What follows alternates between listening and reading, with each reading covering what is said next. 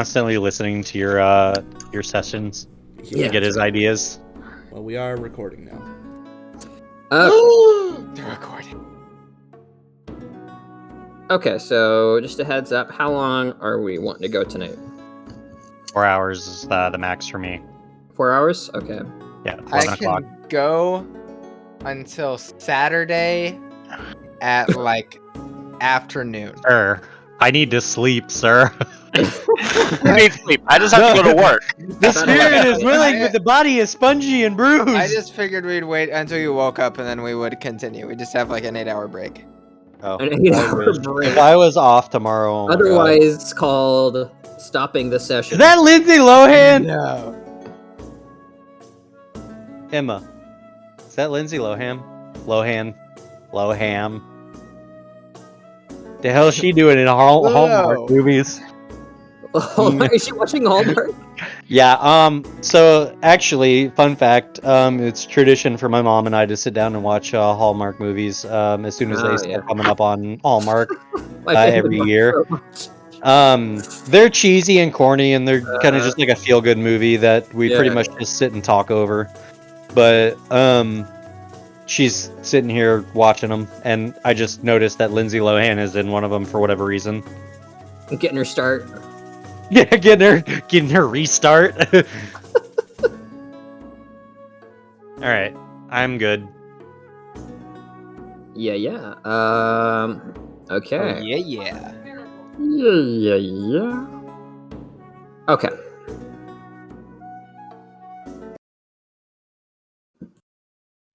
So, last we left off, I wish I could flip an egg like that. Damn. the party ventured towards the walled city of Herrenhart.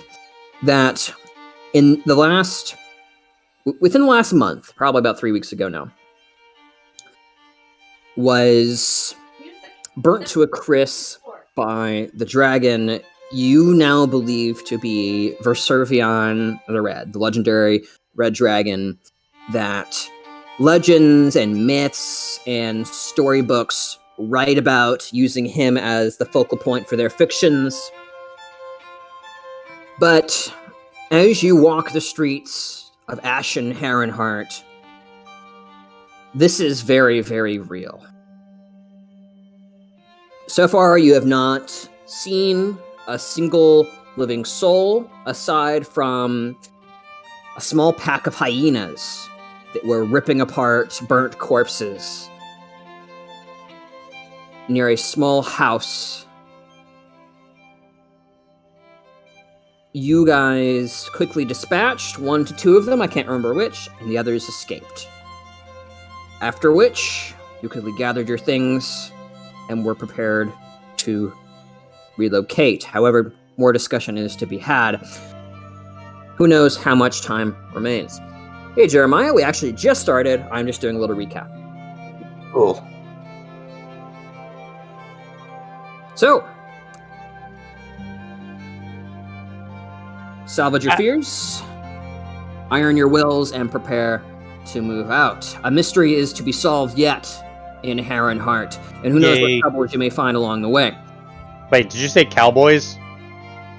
No, I did not sorry. say that. I need to turn down and watch together then. 'Cause I All heard, right, who knows cowboys. what cowboys you're gonna find today. I was like, wait. The cowboys that endeavor to bar your path. I'm sorry. We're just going to like Ram Ranch or something. Okay, I'm good. I've got it set. All right.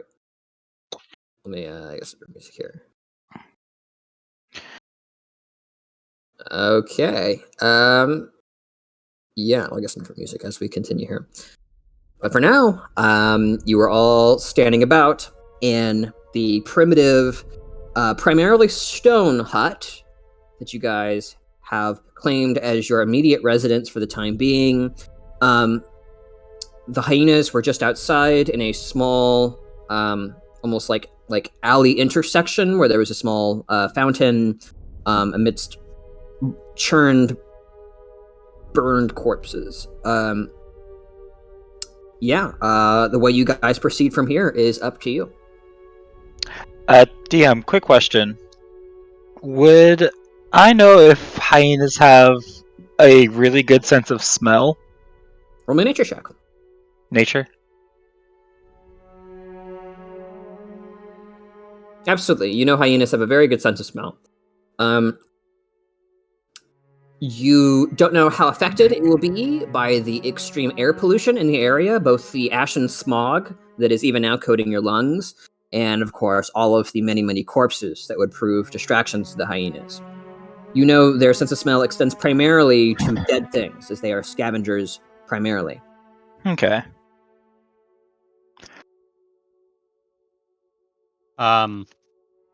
Quick note. I don't remember if you remember me saying this, but Oro can speak Draconic.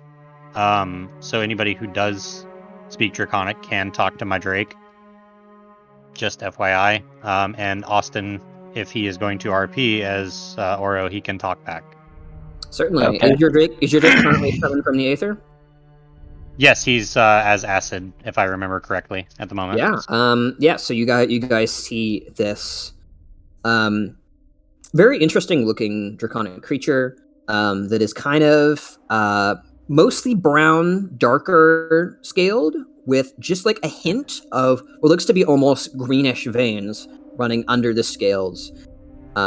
Its eyes kind of alter colors as you can only assume this Draconoid has the powers of acid or poison at its disposal based on its strange colorations, but you're not sure. All right. How do you all proceed? You all kind of stand about, listening to the last barks of the hyenas rounding the corner, departing the small alleyway. Can I ask one quick question about the positioning that we have in Heronheart at the moment? Mhm. If we were to break it up into quadrants, because it's basically like a large circle, yes? Square, yes. Oh, it's a square. Okay. Mhm. Would we be in the like if you were to do quadrant 1 as the top left and quadrant 2 as the top right? What would we be in?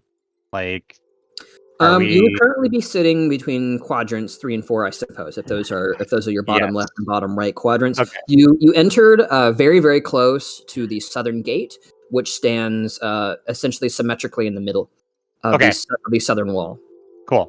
I just wanted to make sure that I remembered Sure. correctly. You're probably just slightly more on the eastern side than the western side. Okay. Which is why you're not currently on the main road, but rather in a series of hovels next to the Okay. wall. So, real quick with the party, we had just finished fighting. So do we want to keep trying to scout in closer, or I don't remember if we had a plan of attack or a plan of direction from last session. Well, before we were discussing whether or not we were going to send one person or go as a group. We couldn't decide. Okay. Because I feel like we were split on whether or not. Sort of mix.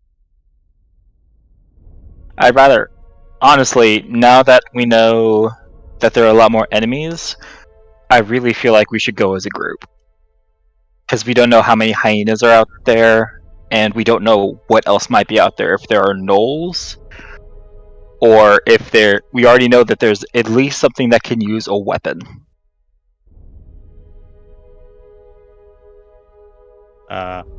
Should be. I assume so, yes. And would you mind posting the effects of that spell just as a refresher? Sure.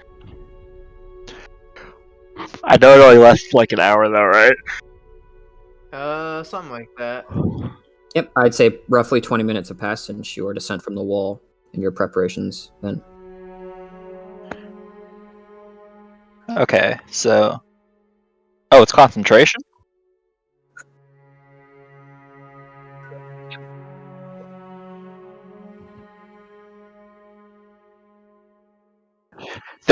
I believe there was a fountain that looked different, and we were going to see why, if we were going to investigate to see if we could figure out why Viservion attacked the way he did, because it wasn't a random attack.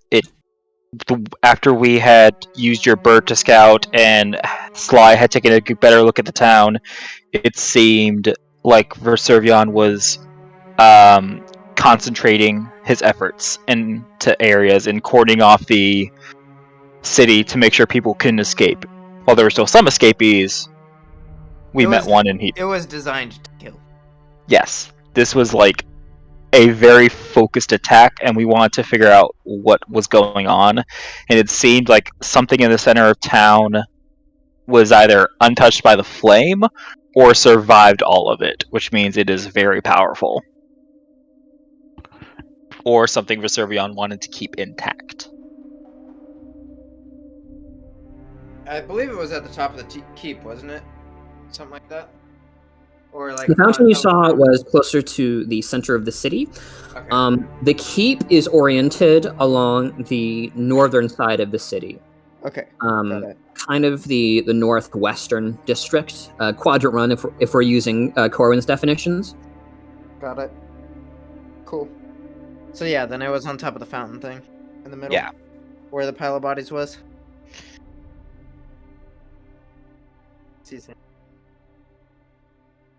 Are you telling us in character or out of character? I was gonna say because you don't have a voice for your character, so that's why I'm asking. Shake my head. No, I mean I just wanted to be clear. I'm not roasting or anything. Oh, sure you are. Yeah. Yeah. No, he was absolutely roasting. Make no mistake. That was shots fired. Yeah. No. He just like comes out with a "Hello, governor." Do it. You thought you knew me. We've got Mexican Sly, Australian Australian Marcus. Marcus. Custodian becomes French. I wish that I could. Bonjour. I refuse to do a French accent. Yeah. All right. Not that I can't continue. practice it. Just specifically mess with French people. However, Of course. I do not want to emulate the French.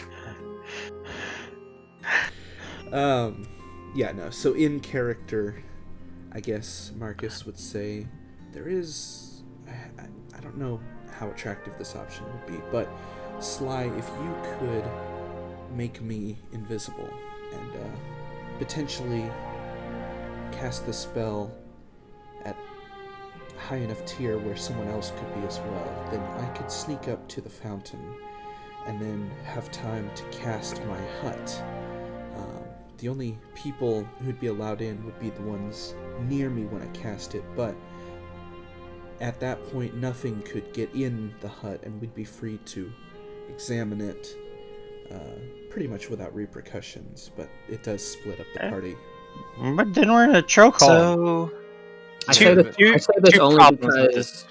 right. I say this only because Marcus, you had this exact same issue prior, and Marcus would remember this. When you cast the spell, everyone who is allowed in the hut must be within the boundaries of the hut when you cast it. Right, that's what I'm saying. Okay, just so long as you're aware. So there's another problem with that plan. Once you cast the hut, you will lose your invisibility. No. Oh, yes, that is true, but I'll be within the hut, so it doesn't matter. And once the hut goes down, what are you going to do? Well, Because we have to get back to the party as well. I can. And if cast someone sees a invisibility on magical hut- myself. If someone sees a magical hut pop out of nowhere,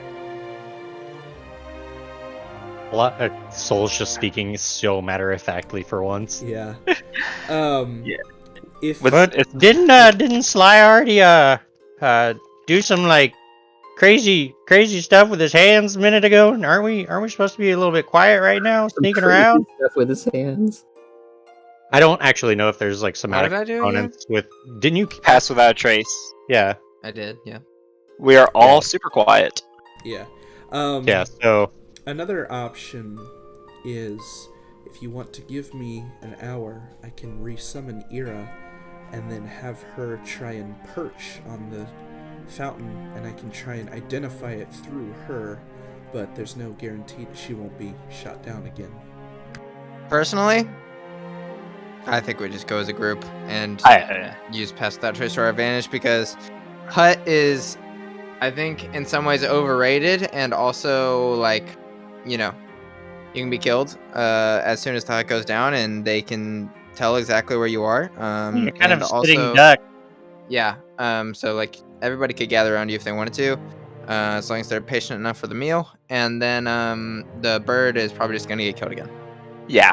TBH. So I think we just Yeah. move together and we send. Yeah, Works for I think me. we're While we still have time on overthinking past it. that safe. I think we just need to go. Yeah. I agree with Sly that we should probably just grow as a group. All of us can move as quietly as physically possible right now. So even if we're not that quiet, we're quieter than we would be anyway.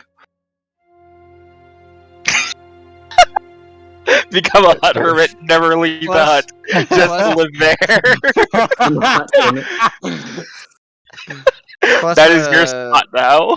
we need to put some distance between our current location and us right now, anyways, because we just fought the hyenas here, so there was ruckus. We made minimal noise with that. Mhm. It was literally like, I think a single dart to one, and then I can't remember who killed the other one, but we. Yeah, who knows? Yeah. Oh no, they'll regroup and come back. Make no mistake. We should move. Yeah. All right. So- We're heading towards the center, correct? Because that's where the fountain is. So we should move stealthy, Yes. and we should also avoid the ash because Yes. there's something in the Yes, ash, and I yes. don't know what it is. And it could be a hyena. we knew what it was. Hyena. So we David, we actually learned that last time. It's because I accidentally knocked over a building somehow. It's living fire. It's dragon flame. So Yeah. And so it can quite still literally damage. living fire. Yeah. Okay, so yeah. Well, I probably wouldn't get hurt too much by it, but I don't want to take my chances with an ancient dragon's fire. I was So gonna say it still doesn't technically we don't even know if it can be put out. So yeah. If I had control flames, I could do it, but I no longer have control flames. So Well, does it have to target mindless fire? no, control flames just controls fire in general. Yeah, but generally it's assumed that flame is mindless. It might not work the same way. yeah, dragon fire is not the same as fire. I don't believe. It is, in essence, like fire, but It is a kind of fire, but just like control water could be used on acid. Usually an arcana check or some other method will have to be utilized in order to grant an extra control over a secondary element. okay, makes sense. Yeah, I don't have control flame, by the way. I don't have that. Gotcha. Oh, so I- this doesn't matter. I was just saying. He was bantering. Yeah. I once had it, but I traded it Alright. out because I have a much better So- feat now. I start walking. Are we gonna stay in between houses, or are we gonna try and move up and down the main walkway? We should main- probably main stay. We should probably. I'd Do we like want- to keep our visibility low because even though we're Yeah. quiet, we are still.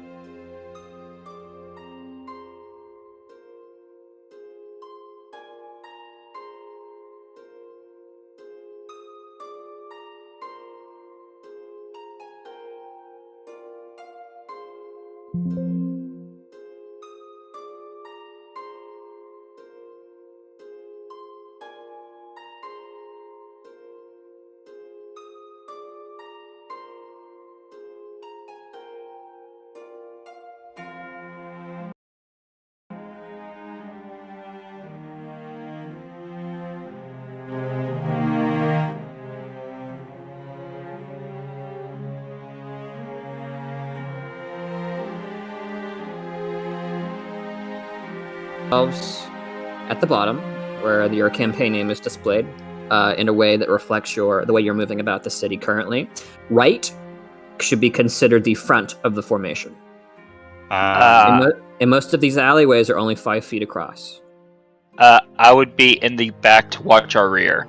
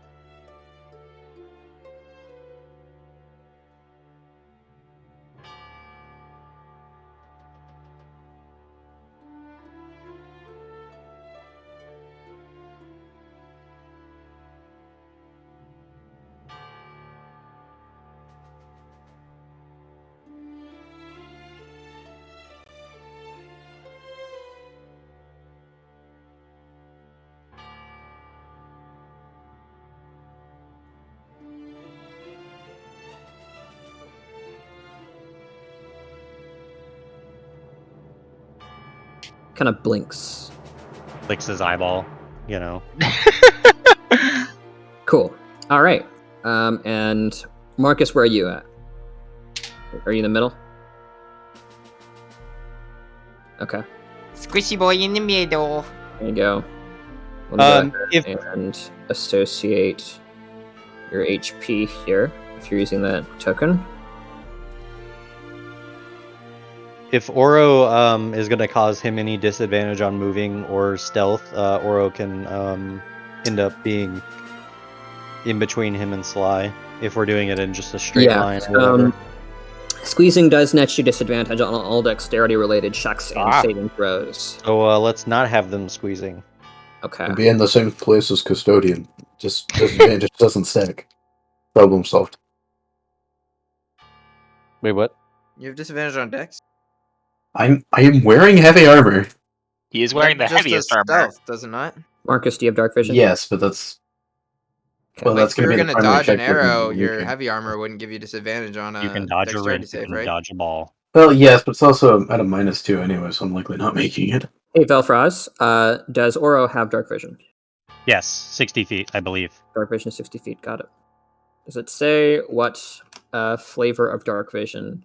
Or if it's black, or if it's black and white? Hold on. I need to pull up his stuff then, because I don't remember exactly. Okay. It's not urgent. Just let me know if you find out. Cool. I think we're good. Dark vision. It doesn't say. It's just dark vision 60 feet, passive perception 12. Okay. Normally that means it's in shades of black and white. Okay. Cool. All right. You've arranged yourselves as Veilthraz leads the way. You're making your way northward. You quickly come to the small crossroads where you fought the gnolls. Alleyways venture off to your east, west, and northwest. What time does it look like? Sun out? It is still early morning, to the best of your knowledge. The sun is a bit behind the wall currently. As such, most things are cast in deep shadows.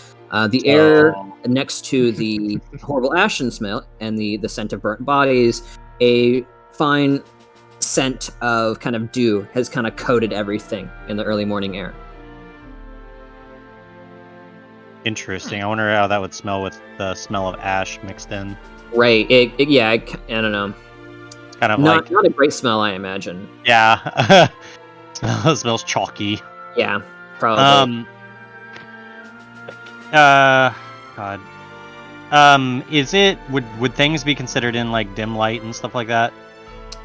Yes, everything is coated in a low light at the moment. It's dim light.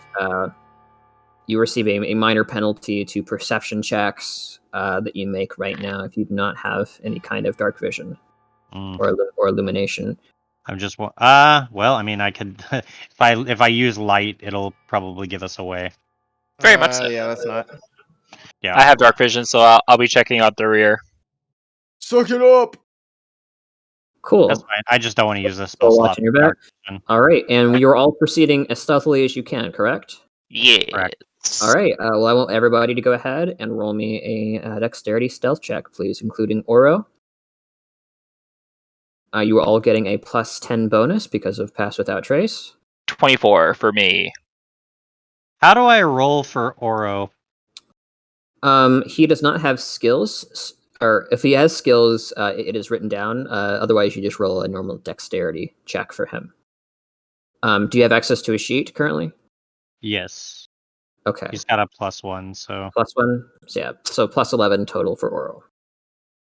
Okay, so, I don't want that. I want ties that bind. There we go.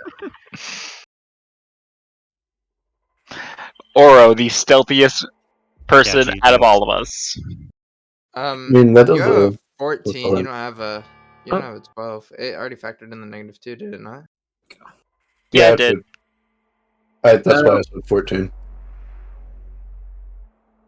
Cool. All right. So that is 14. 24 for me, actually. I should not. +10. Wait, am I wearing heavy armor right now? That is a 14 from Custodian. Yeah, Yeah. that's our lowest. To the 14, 16, 14, I- 15, 19 from Sly. I should not be wearing heavy armor. I don't know why it has that. No? I don't think so. Vale isn't wearing heavy armor? Scale mail. Is that heavy? I do believe it is, yeah. Scale is heavy, yeah. Okay. All right then. I didn't think Nonetheless, it started with heavy. No, all it's of you- medium armor. all of you are, at the very least, reasonably stealthy here. Weakest length, of course, being custodian, as expected. Tying actually with actually never mind. Not tying with anybody. 14's lowest roll. The worst thing that custodian bungles at one point is he steps a little too closely to Vale. And basically you find that he is almost pacing with a certain kind of almost military pace that does not slow down or really care about those walking around it, and custodian kind of has to rewire how he's been working and dial it back a little bit. As Vale, you like kind of almost trip as he steps on your heel. Yeah.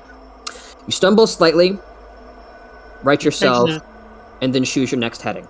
So you have those 3 routes I mentioned. You also have the way back through the hut I mentioned, as well as a southern route that passes between the buildings back the way you came towards the wall.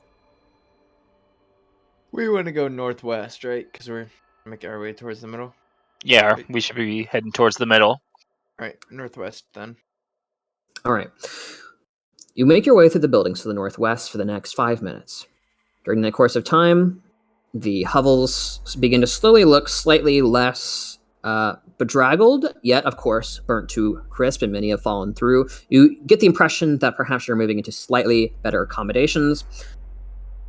A few moments pass, and a thin sheet of light passes down the main thoroughfare as you glance out of the shadowed alleyway onto the main road. You glance to your left around the corner, seeing the large iron portcullis that bars your way from the south. Eastward, you see a slight incline, as this Heronheart city is built definitely on a hill.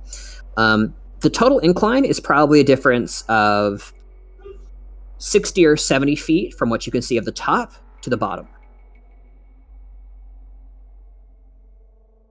Along the main thoroughfare are a variety of what might have been trading stalls.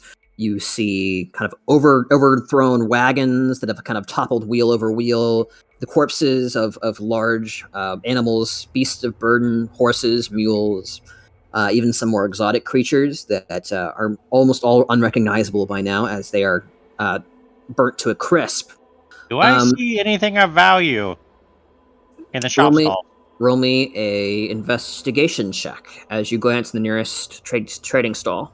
Not wanting to leave the alley. Do I see any movement other than us?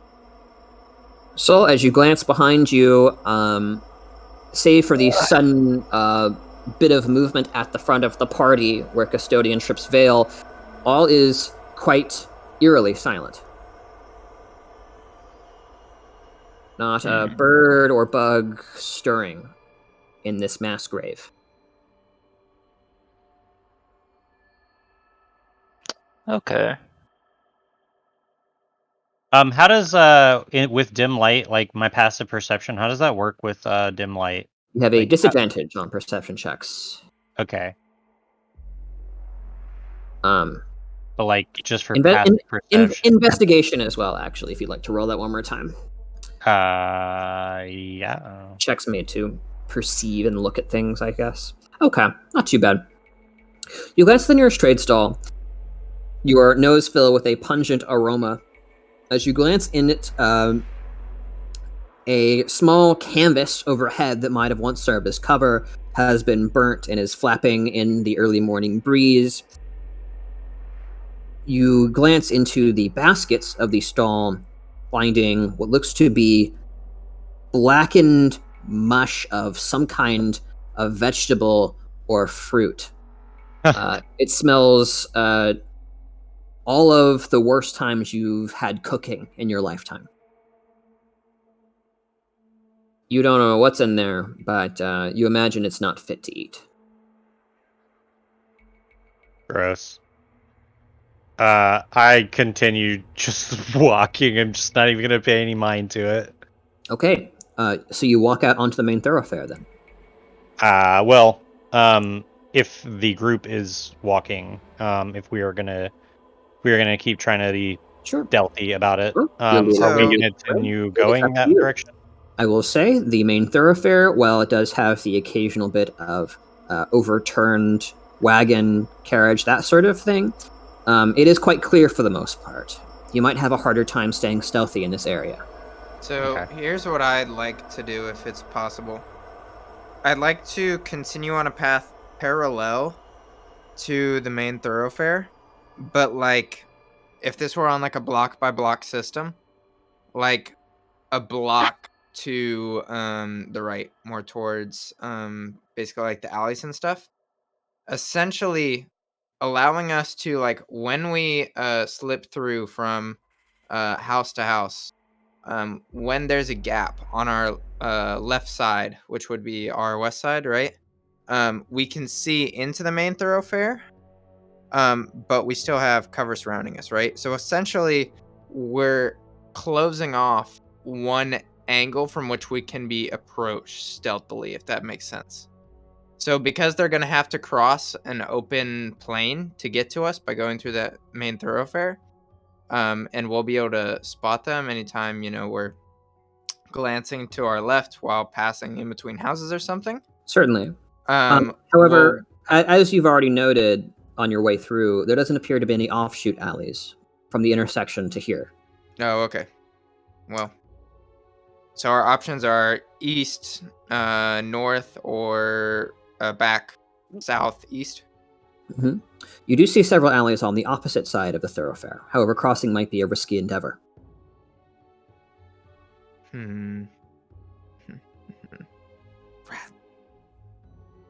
I am not sure how we should be navigating this. So if somebody would want to direct, I am all for it. Even though I'm up in front, I trust you with your judgment.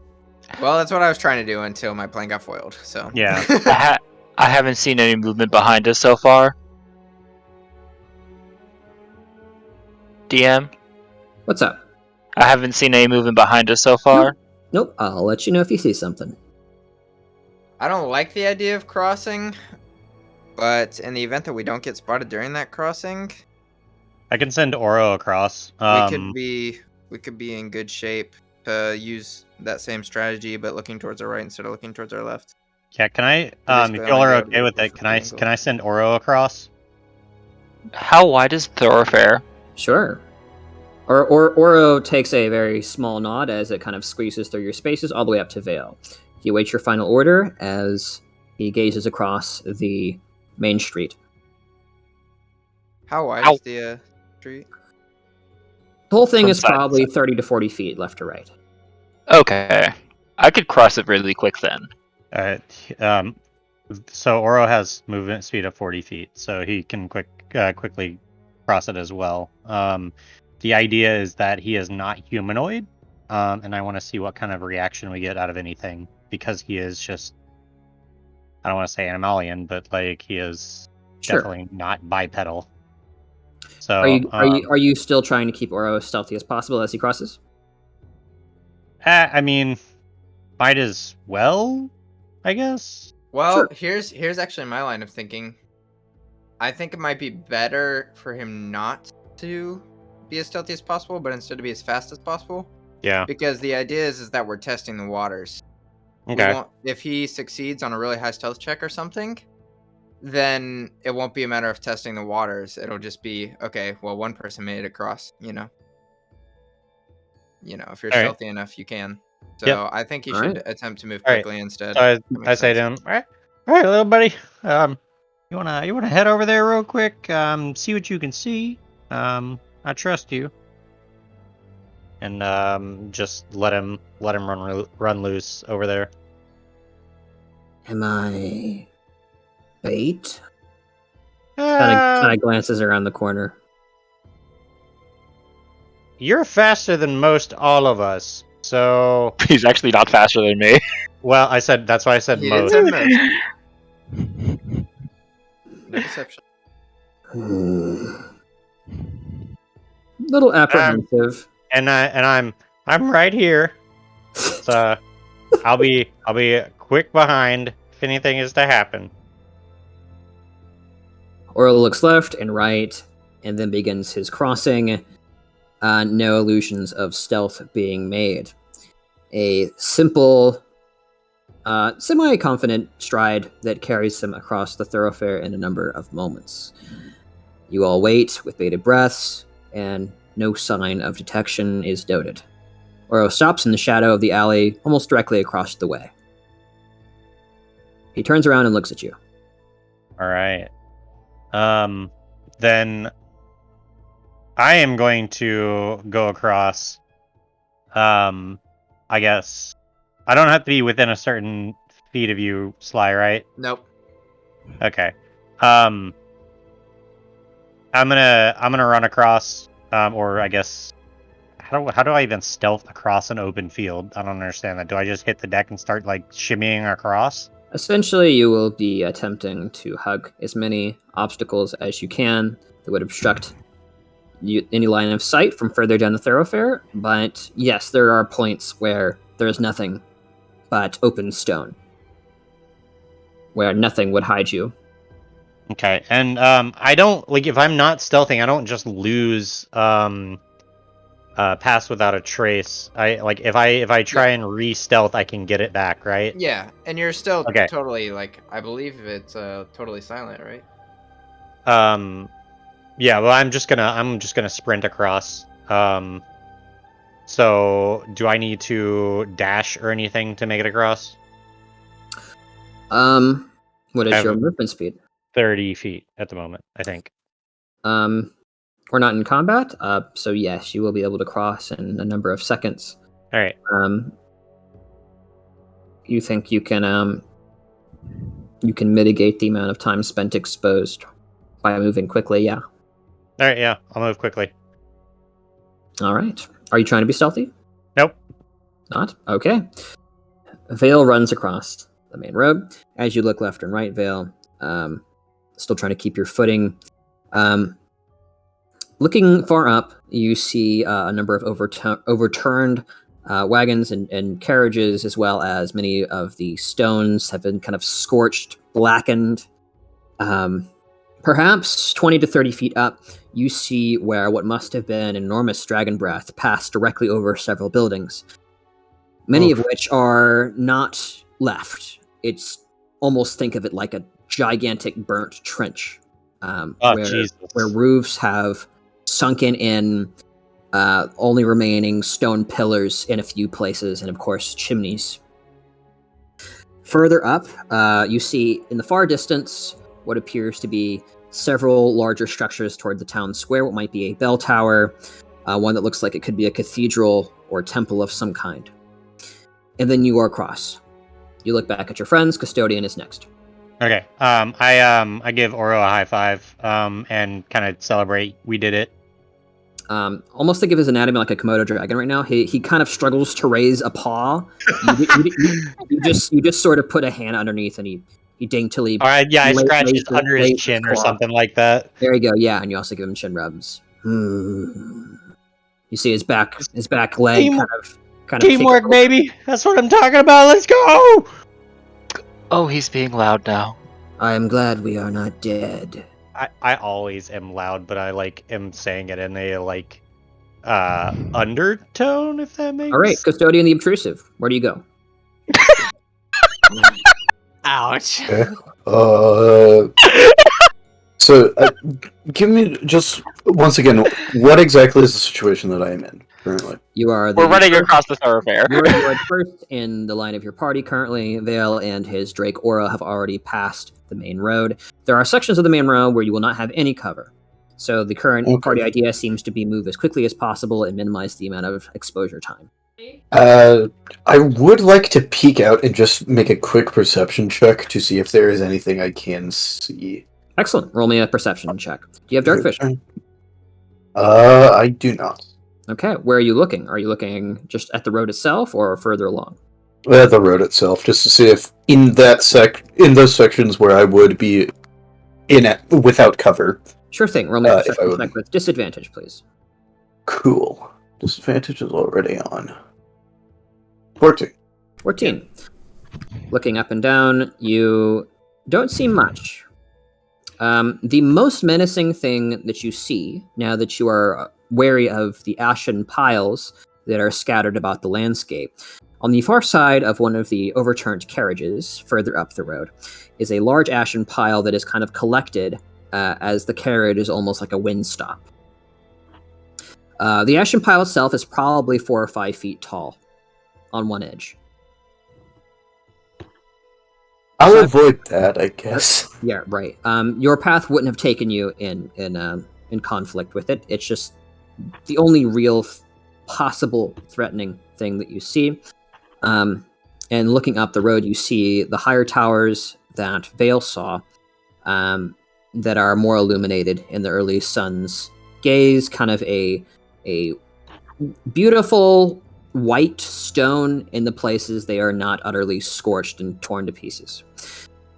Do you cross? Seeing no apparent threats, Custodian will move across, not particularly stealthily, so as to keep up a quick pace. Certainly, Marcus, you're next. Yeah. I will attempt to cross stealthily. You going slow with it? Actually... Stealth is half speed. That's why we've been rushing through. How far is the gap? About 30, 35 feet, thereabouts. Don't burn resources for this, please. Alright, then I'll just sprint across. Thank Okay. you. And the arrow comes flying in. Yeah, it comes out of nowhere. Bing! Marcus, slightly breathless from his 40 feet dash, slams into the wall beside you, Custodian, as you all kind of reorient yourselves, waiting for your monk and your druid to bring up the rear. Do you do so? Yeah. All right. I'll do a little jiggle peek on the angle, and then Jiggle peek. they'll proceed. For sure. You both pass by, assuming Soul does as well, with no further event. You thank your lucky stars. Perhaps it is the early morning light that has provided you this much cover. In front of you, you see an alley that ventures forward. It is 10 feet across, slightly more breadth than before. Ahead, you see darkly silhouetted by the early morning sun to be a Y intersection. One venturing more to the west, southwest, and more to the northwest.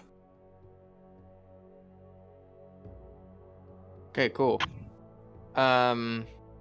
Sweet. So I guess we're going northwest, right? Mm-hmm. Okay. You take the right-hand part of the Y, venturing through various buildings until you reach another small area.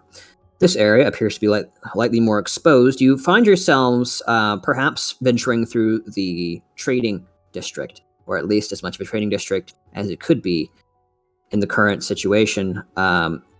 Perhaps lower economy, more impoverished area of the city, but still many stalls dot the surrounding landscape. You come to a small square, kind of in the middle of this sea of burnt buildings. Looking out from your small vantage point in the alley, there are 4 main entry points into this square in the various cardinal directions. You are currently on the easternmost corner. If you wish to go north, it is probably a 150, 160 foot gap to the northern side of the square. You see many trading stalls. Hoi, that's a big gap.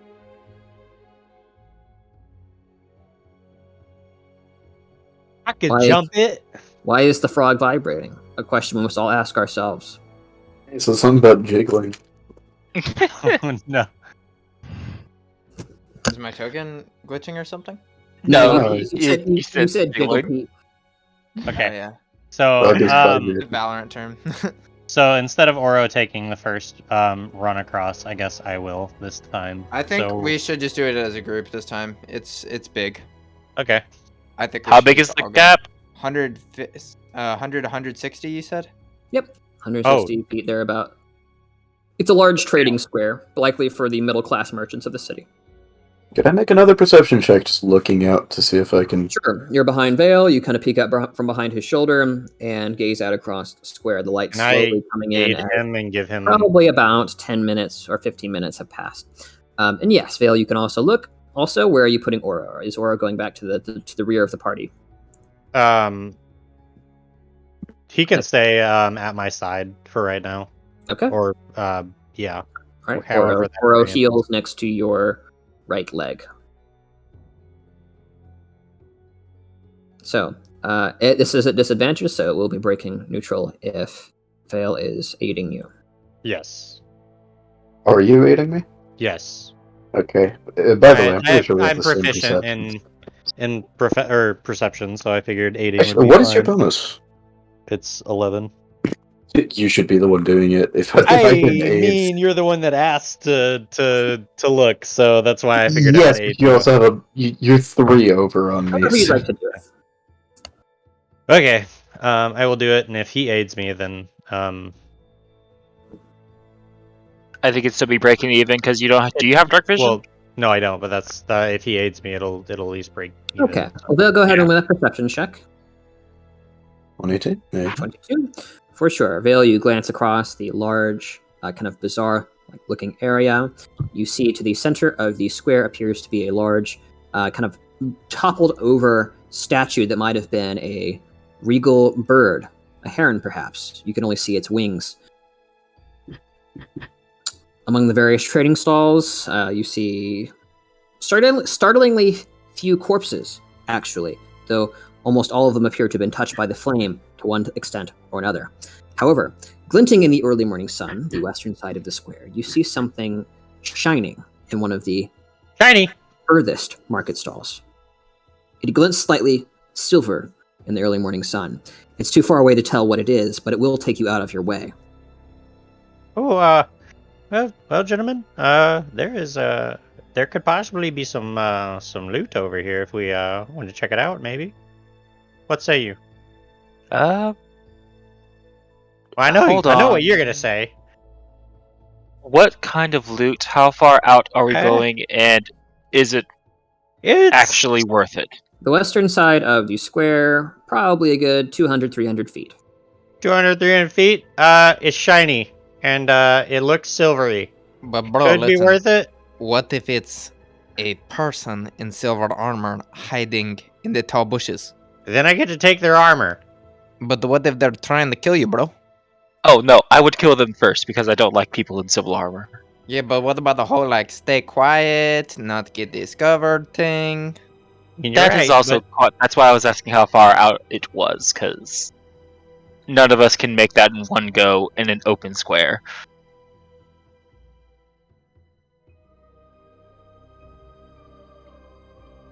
yeah, custodians in silver armor. Yeah, Custodian, you're not gonna.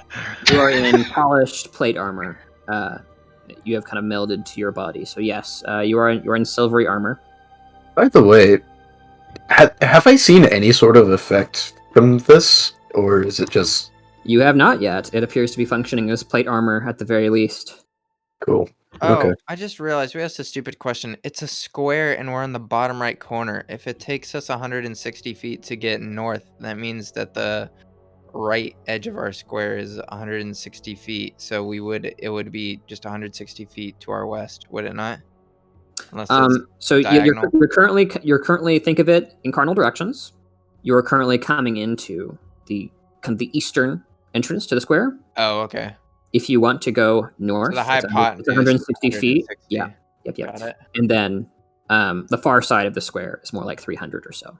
So if we run through, we can take cover or seek shelter by this. I'm assuming the the statue is somewhat sizable. Yes, DM.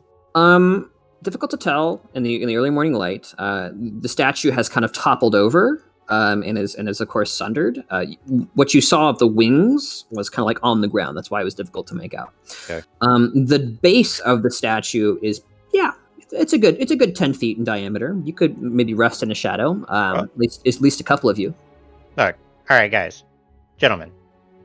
There's a nice bit of cover up here that we could possibly get to without being seen. We can take cover there. We can We can try and be sneaky again. But there could be loot. Are there That any? means money.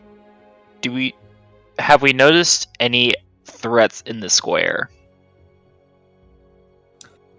Not obviously, no. No Unless piles of that shiny ash. thing No that's little. like somebody's sword or something waiting to stab you. We've been corner shanked once. I don't want it to happen I again. won't let him get me again. I mean, I won't let him. Choices. Investigate the sparkling silver glint on the far side of the square, or make your way north towards your objective. Is I there vote something Luke. It would be that we wise can to hit on the way investigate. back? Yeah. Well, I feel like we rarely get the chance to backtrack, except for when we were running for our lives out of the freaking Yeah, dungeon. that's. But regardless of that, we only have like 20 minutes left on Pass Without Trace, so I think we should try and make as much ground as possible while we have that, instead of risking our lives for shiny toys.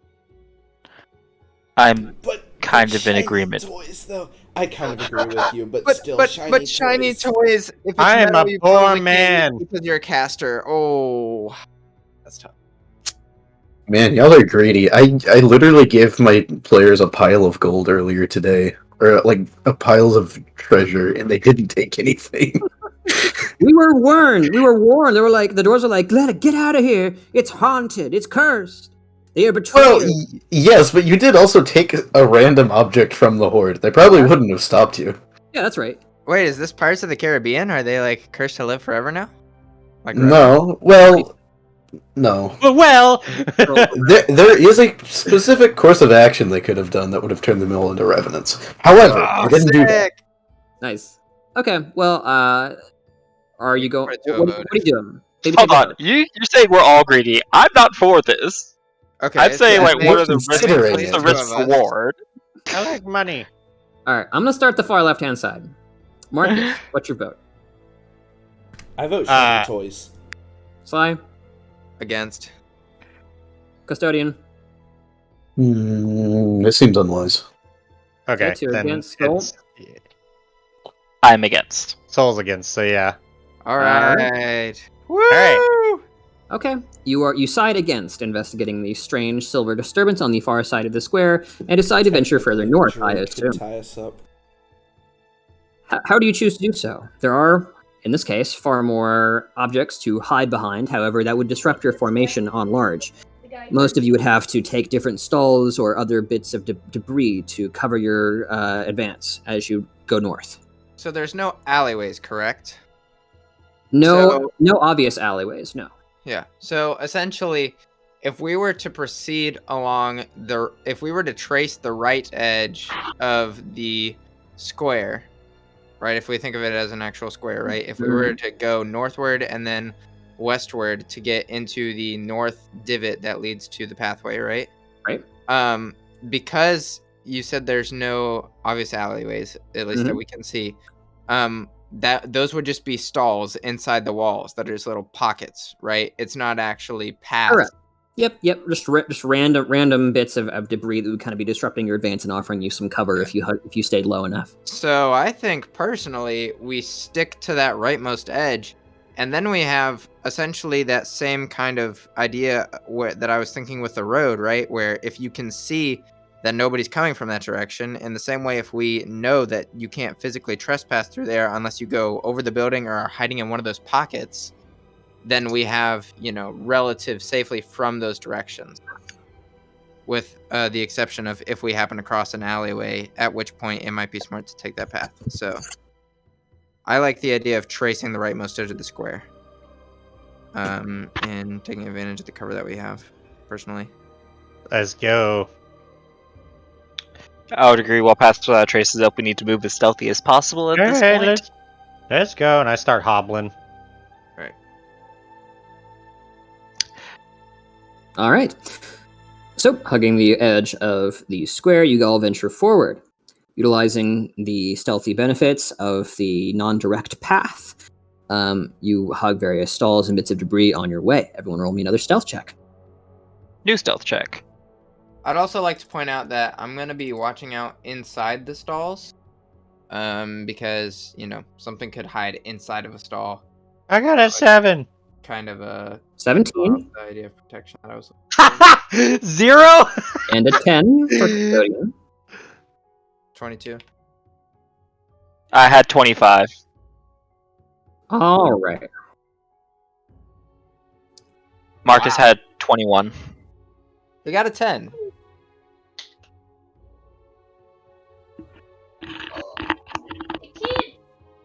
But have mercy. That is tough. That is tough for us. At least it wasn't critical fail. Certainly. As you all advance forward in the order as given, also fail. You have disadvantage -1 because Oro is, or sorry. No, yeah, you had already had, yeah, you're in heavy armor. That's right. You have disadvantage -1, so this is I'm actually in. 15. I'm technically in medium armor, but it does have disadvantage on stealth because it's Understood. scaled. Yeah, scale now. Okay, cool. So you got a 16. The lowest number here is definitely Custodian. As you all advance forward, Custodian slams into a bit of debris to take cover, and you see a small cascading effect of rocks that run off the opposite side, destabilizing a small pillar of wood that was supporting the remainder of a large structure. The second floor collapses. A column of ash and smoke rises up into the sky. You freeze in place as you detect small amounts of motion on a rooftop nearby. Glancing up, you see large, oversized birds gazing down at you. Can I? Oh. How far? Hold on. How far away? 200 feet. You can just barely make out the glint of their eyes in the early Okay. morning light. Their necks are strange, awkward. Sorry. Tipping forward and then down and then up. Bald. Well, Are they vultures. vultures? Can I see if they're vultures? Like, would I know that they're vultures? Roll me a nature check. I was thinking the same thing, Vol. Or Vale, sorry. I'm Speak sorry. with Hold on. animals. I mean, I wonder, like, if they were to attack, right? Like, would speak with animals, like, can I still, like, talk to them and stuff? I mean, it's a beast. Is limited by their intelligence. With an 18 in your nature, you absolutely know this creature is a vulture. Vultures, not all that common on Lunos, actually. They tend towards the northwest and occasionally, during certain months of the year, venture towards the central areas of the Empire. In this case, the Heron Plains. I guess with this. They are primarily scavengers, and they have a notoriously excellent scent for dead creatures. They are looking directly at you, and Custodian, as the rest of the party files into the square, each taking their own bit of debris. Do you cast Speak with Animals? I'm gonna wait to see what they do. How big do they look? Because if they're 200 feet away, can I gauge, like, if they are the size of me? Sure. Roll me a perception check. I mean, Because if they're the size of a regular vulture, I'm probably not too concerned about them attacking us because they're scavengers. are So giant vultures a thing? I feel like giant vultures are. This perception check is not at disadvantage as the vultures are on a rooftop. They are exposed to more of the light's rays. With a 30 perception, you absolutely realize that these birds are quite large. They're probably 3.5, 4 feet tall if they were to elongate their neck. That's my... do they make any sudden movements? Do they look hostile? No, their they necks, just look necks upset? all bobbed in unison to look at you guys, and they have otherwise not made any motions. I don't know. I just nod and, like, keep walking, like, kind of like bow to them, like, sorry, we didn't mean to make any noise. Okay. The moment you make any motion, they all alight, and you find that there is a half dozen of them, all flapping. All of them flying towards you, their wings making eerily quiet amounts of sound. All right. They're close. Before they reach us, I will 40 feet. ignite my fists. Soul is wreathed in fiery powers. Okay. Hold on. I'm gonna I need to- drop concentration on Pass Without Trace, I think, here. So I can know what concentration.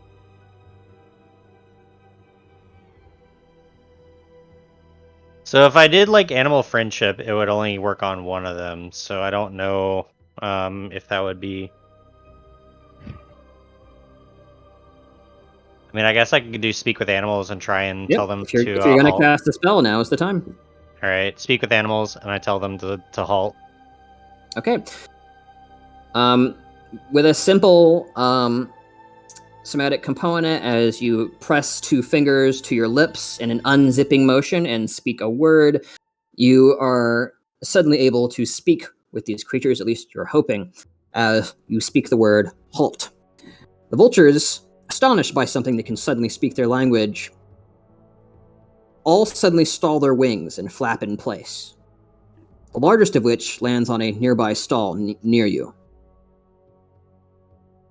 It I say, cocks its head curiously to the side. From here, you can make out a hungry glint in its eyes.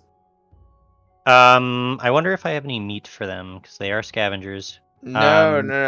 No. Well, like I'm trying to get us through without actually like having to fight them.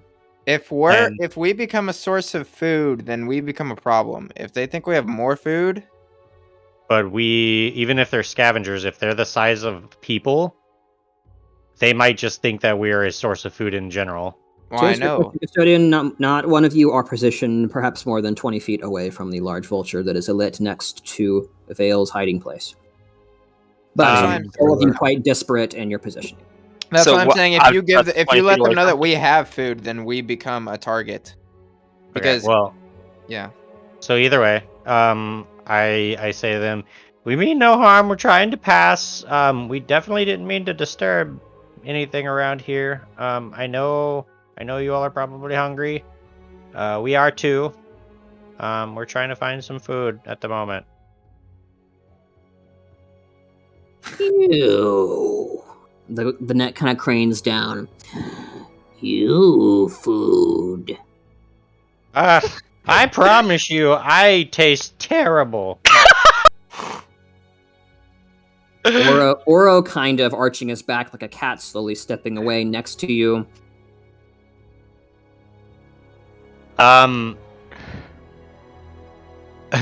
So can I make this is gonna be really bad because I definitely have some really bad charisma, but can I try and intimidate? Can I? And How would you like to try and intimidate it? oh, hold on. I mean, I can help let- you. I'm literally. I have my fist on fire, ready to punch the nearest bird. Can I? So Can yeah, I yeah, say let him something do it. to Vale and say, tell them I'm poisonous, bro. If they eat me, they're gonna die. wait. All right, so. All right, so you see this frog here? Very dangerous. I know you all eat rotting corpses for a living and whatnot, The but vultures all turn their gaze towards the grung. I promise you, worst indigestion of your life. I touched him one time and I had all these purple boils throw up on me.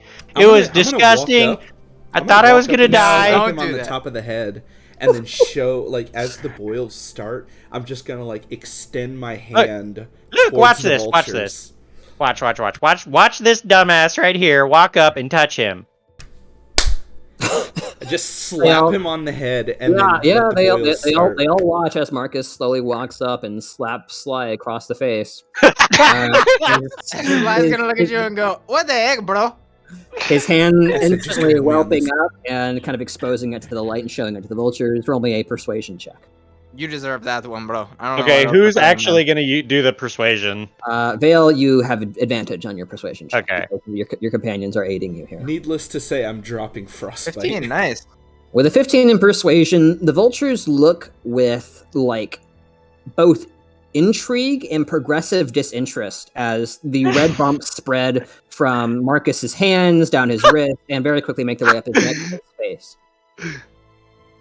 See, telling you, and honestly, it kind of the same for all of us, just kind of different effects. You know, I mean, like, look, Oro over here, he's very spiky, very, very painful to eat. We Literal. hungry, we desperate. Leans down. You have food. I smell. Can I give them my 6 rations that I have? I think it is. I have a spare good berry that I can offer. Oh, I have. Don't show them the good berry. All right, I don't think they care about the good berry. They won't. I will give them. How many are there? There's There are half a dozen. There's 6 vultures total. Okay, can I Oh, give them one for 6 each. rations, 1 ration each? Sure. You All take right. out your rations and splay them out in 6 even units and step away. So this is about all I got right now. If I could give you more, I would. Especially because balance of life and death in nature is a very important part of my business. The vultures don't let you finish another word as each of them alights down lightning quick and grabs a single kind of paper wrapped package, lifts off into the air, and tears it apart as you watch. Each of Wow. the bit of hardtack and bread goes down their gullets with a large kind of looking bulge that slowly enters their large torsos. The lead vulture lights once more. This good. It's all right. There's better from where we come from. You should give it a check out sometime. Slight come from interest kind in the of big vulture's eyes city. looks to you. Where come from? The Shimmering City. Hmm. It's down south. There's a bunch of different things down there. A bunch of different animals. Bunch of different food. There's sweet things. There's savory things. There's scaly things. There's things that are kind of like a slug. It's a bloody thing. Yes, all over the place. This good flight advice. Nods. We give good advice in return. Oh, excellent. Avoid tall tower that once rung. There one there that does not like us who fly. We kind of figured that when we got in here. Something kind of gave it away. But yes, that it's very reassuring hearing from you. We will do our best. Knew that already, did you? Well, gauged, not necessarily new, but more or less, it just seemed ominous.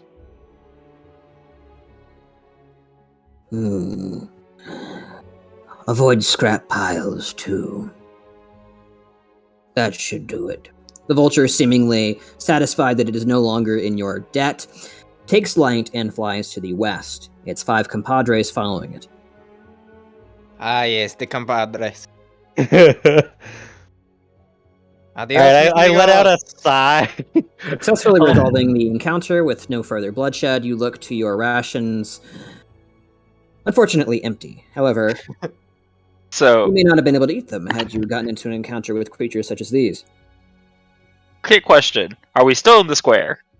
Yeah. How far away are we away from the silvery thing now? You're a good 200 feet. It's on the western side of the square, and you're on the northern area. I feel like we might as well go for it. We've lost paths without a trace now. Oh, true. We've lost our Yes, stealthy everyone's- advantage. Yep. Recount.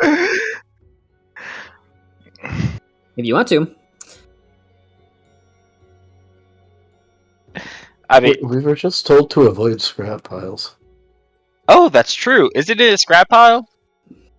It appeared to be a trade stall. Is there any ash near the trade stall? Like larger piles of ash near the trade stall? You know, David, you could just go yourself and It's catch up dark. with us. It's dark and far enough away, it's hard to tell. But you don't think the trade stall itself is near any huge piles of ash, nor is it obviously covered by such a pile. And last question: can I see a bell tower from the square? Your northeastern axis is blocked by larger kind of merchant buildings, you assume. Glancing around, roll me a perception check. All right.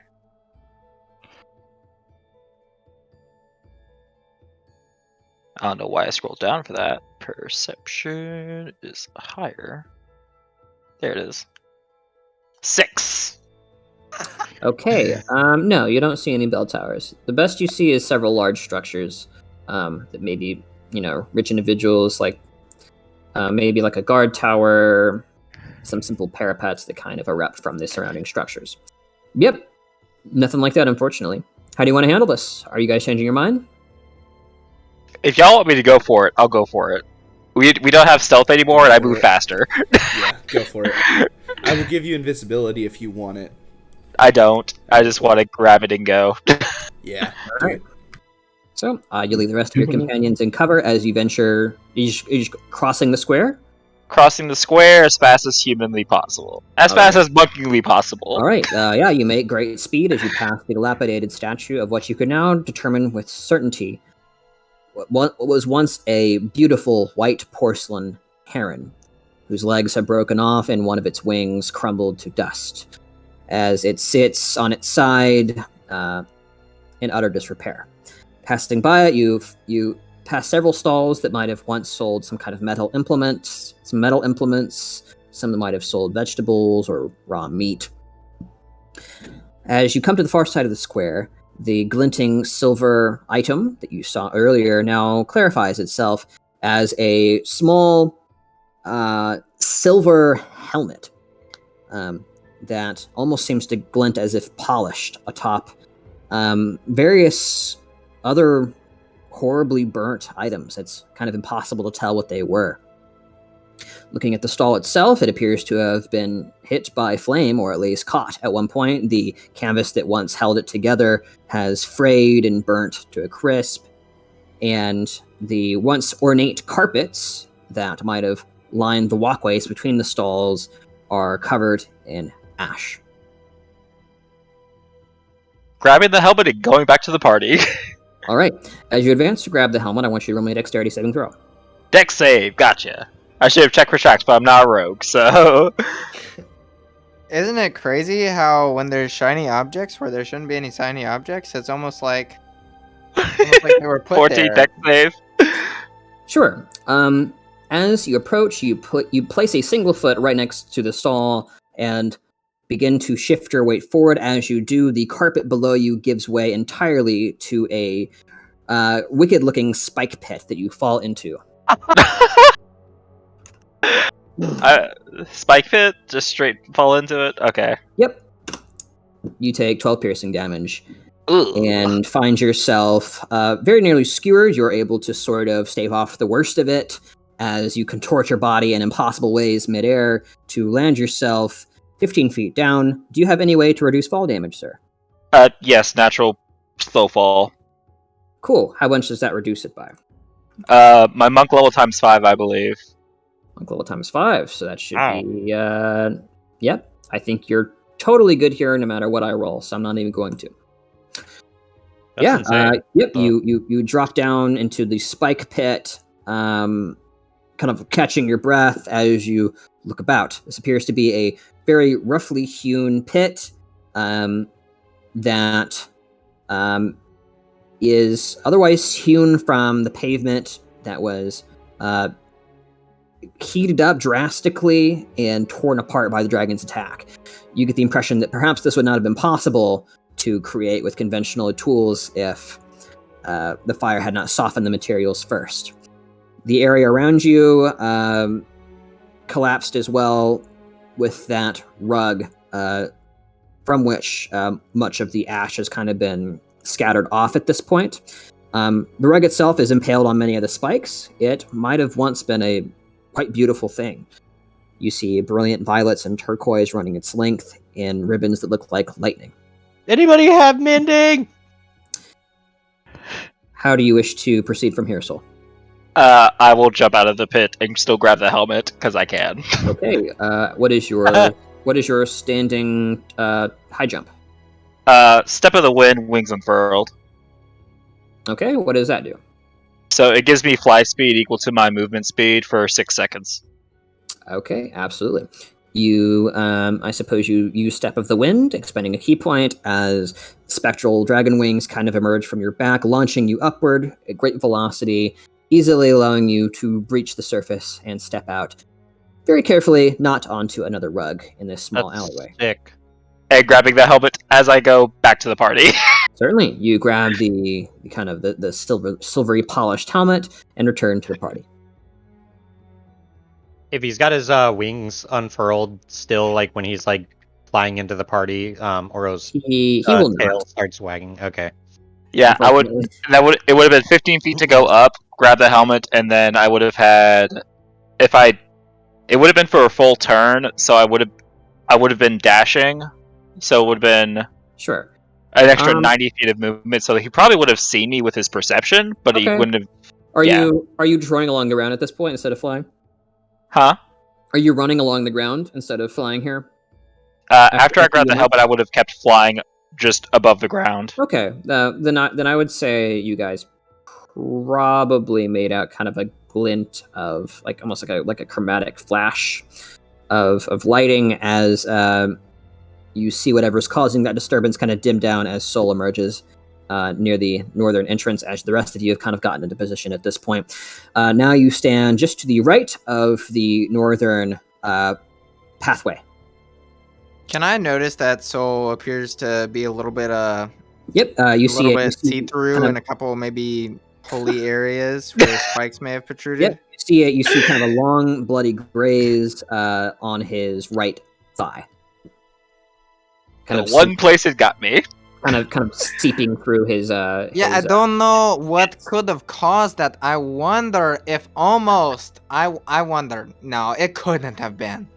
Surely not the great soul would have fallen for a little trap. No. Absolutely not. You would never, right, Soul? I'm gonna hold out Of course my not. It was hands. just a giant hyena. It got me. Now there's gonna be a knoll after us soon. I'm not sure what you're on about. Certainly, yes. I can see the hyena now. Oh, look, it's off in the distance running towards us. Wow. What do you mean I killed it the second it bit me? I'm gonna hold out my hands almost like I'm trying to catch a football or something, and be like, "You want me to identify that?" We'll save that for later. I'll put the helmet in my bag. All right. Can I touch it? From Sure. here, the northern It's pathway from silver. there extends. You can see ahead of you. It appears to lead to the western equivalent of a main thoroughfare. Though now, as you've kind of cut the corner off of the southwestern quadrant, you are now far closer to the main square, which you seek. So basically, we just hit a T. Right now, So you're we- still in the square until you say you're moving forward. Oh, okay. So essentially, we move forward, and at this point, if we move forward, we're gonna hit the T, and the T is just the thoroughfare, so we can either backtrack or go through the western main thoroughfare into the center. Yep. Western Okay. eastern main thoroughfare. You can go up to the center if you take a right, or west if you want to go towards the western portcullis, assuming there is one. From my vantage point on top of the wall earlier, roughly, like what direction was the bell tower from the center of the town? It appeared to be very close to the town square, maybe on the eastern edge, if you had to say, though you saw it very briefly as you passed by the southern thoroughfare. Okay, and Vale, did you relay any information about the bell tower or the scrap to us? I mean, I guess I would have, but I mean, we pretty much knew that something was over there already. So Sure. We actually didn't know it Um, would be the bell tower. We thought it would have been a guard tower, or I would have thought it would have been a guard Custodian, tower. right now, you're kind of clustered up enough that if you wanted to heal or otherwise interact with Soul, you could. It's not until you get to like the main streets and alleys that I would say you guys need to reform your marching order. yeah. Okay, So yeah. I informed the party of what the vultures said, or what we had discussed, and as to why they left and stuff like that. So Oh man, did you send them into Draka's hunting area? send them south. They'll run into something. They'll either find the city or they'll definitely find something. Oh yeah, he wouldn't know about Draka. Oh, I know Oh, about okay. Draka because of Oh. Sly. So Oh, gotcha. Sly was telling stories while we were in the city. Yep. Ah, yes. The many tales of how many times I've killed Soul. Okay. Yeah. Custodian walks over and grabs your thigh. Thank you, And custodian. as That running actually through- heals me up almost back to As full. running through his one hand, you see kind of brilliant white and yellow energies coursing through. A pleasant warmth spreads through your leg as he pulls his hand away. The gash now sealed, the blood staining still remaining. That's nifty. Back to the city. Okay. Thank you, so- custodian. So he just looks at his hand, still unsure as to how exactly this is happening. Does anybody have any good ideas for how we should traverse besides going straight and then taking a right through the main thoroughfare into the town center? I mean, Like, if we any ways basically, can try and dodge the bell tower. if we've lost our stealth, I feel like there's not much point in trying to stay quiet. I feel like we just go for it. Because at this point, either something's going to attack us or not. Because we've seen, we know most of the threats of the area, which are hyenas, random spike pits, and the ash piles, as well as the bell tower sniper. So if we can stay out of sight of the bell tower, we should be okay. How do we? But like, main open alleyway. You know what I'm saying? Like, how do we dodge his vision while also going through the like giant open 40-foot path? So do we see the bell tower from our position? Nope. It's No, blocked by remember, large yeah. merchant structures that are kind of in between the northeastern edge of the square and the assumably the city square from there. So if we can't see that, we probably can't see us. Well, I'm saying, in order to get to the city square, right? Like, if I'm just drawing a picture on our map, right? I'm gonna go right above our token. See if we're gonna have to go. Perfect. This locks. We're gonna have to go like this because we've got this wall right here, and then we've got like this northern alleyway that goes like this way, right?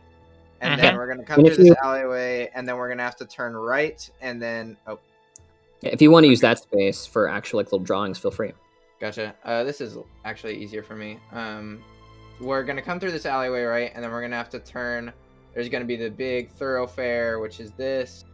And then we've got the fountain, which is gonna be like over here, right? Over off to this right side.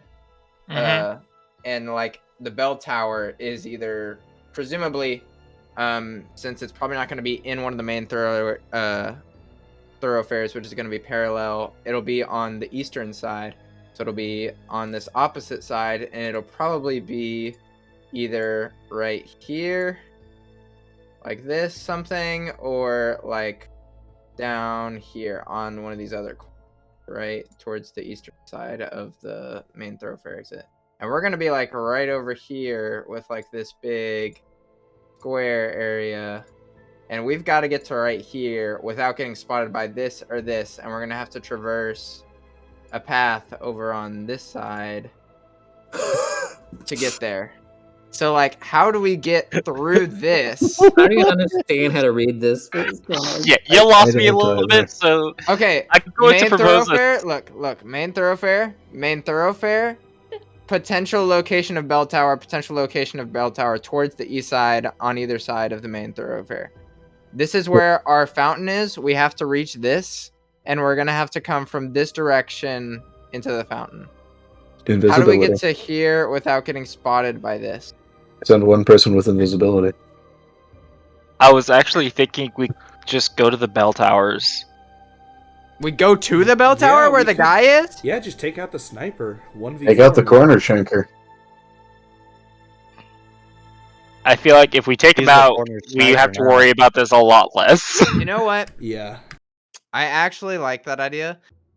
Specifically because when we're there, we can also basically Then use the we height become the to sniper, investigate our yeah. surroundings. Alright, so how do we get up on this guy? So We either go we through the bell tower. use Pass Without a Trace again. I don't know if you can cast it again. I can, but it would be my last second level. It'd be your last second. Yep. What do you have left after that? All my firsts and all my thirds. Okay, so Those 7 total. we would do we could do Pass Without a Trace to sneak up on him through the bell tower, or we go in guns blazing. Well, the thing is that's really sound for the most part. I mean, yes, it also is just stealth in general. But it's like, if he's got height advantage, I don't know how much dim light do we have left. As in, like, what time of day is it? It is. Do we still have deep shadows to our advantage, or It's are definitely there? getting lighter all the time. I would say you guys have spent a little over an hour now. You parted about 6, so yeah, I would say a good deal of light is coming from the eastern horizon and kind of silhouetting structures. Ooh, the eastern horizon.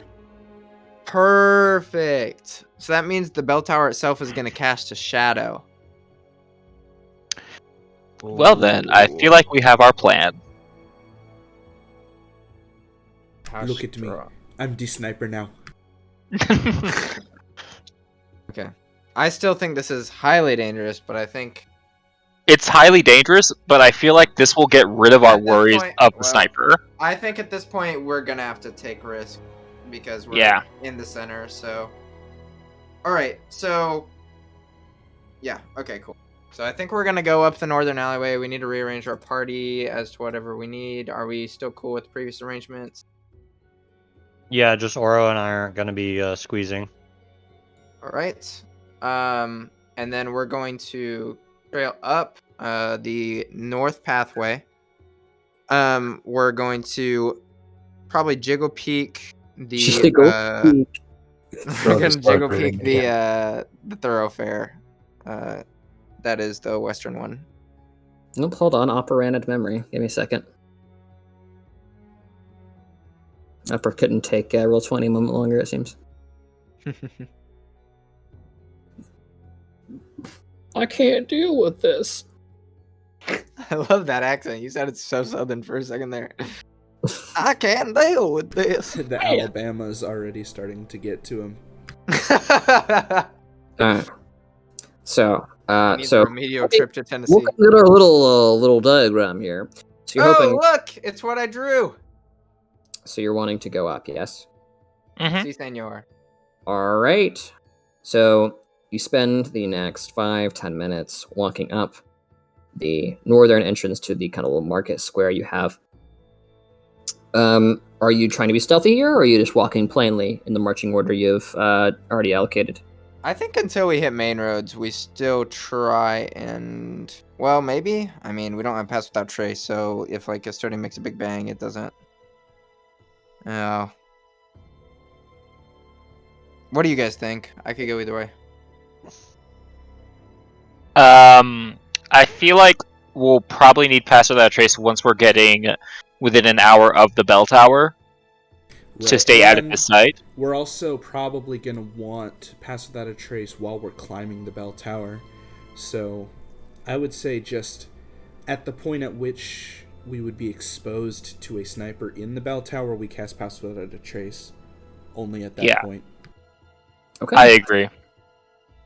Other than that, I feel like we could walk plainly because hyenas are relatively easy to take out if you can hear them. So basically, wait till this corner. All right. Essentially. Next 10 minutes, you reach the Western Thorough. If you're being stealthy, I want you guys to go ahead and roll me the stealth checks. Do we want to roll stealth checks now? Are you rolling stealth checks? Oh, I'm so conflicted. I mean, we could still roll stealth. Are you gonna do it? I say we still roll stealth. It's just that the pressure is not on us as much until we get exposed to the bell tower. But I say we still be stealthy. I'm gonna ask something that I don't deserve to ask of you, Austin. Yeah. Can I assume that this is to scale? What? This drawing. No. No. The miles are way too. Well, I know not the miles, yes, but like if I was to like scale this back and say 6. No, it's very rough. Sorry. Okay.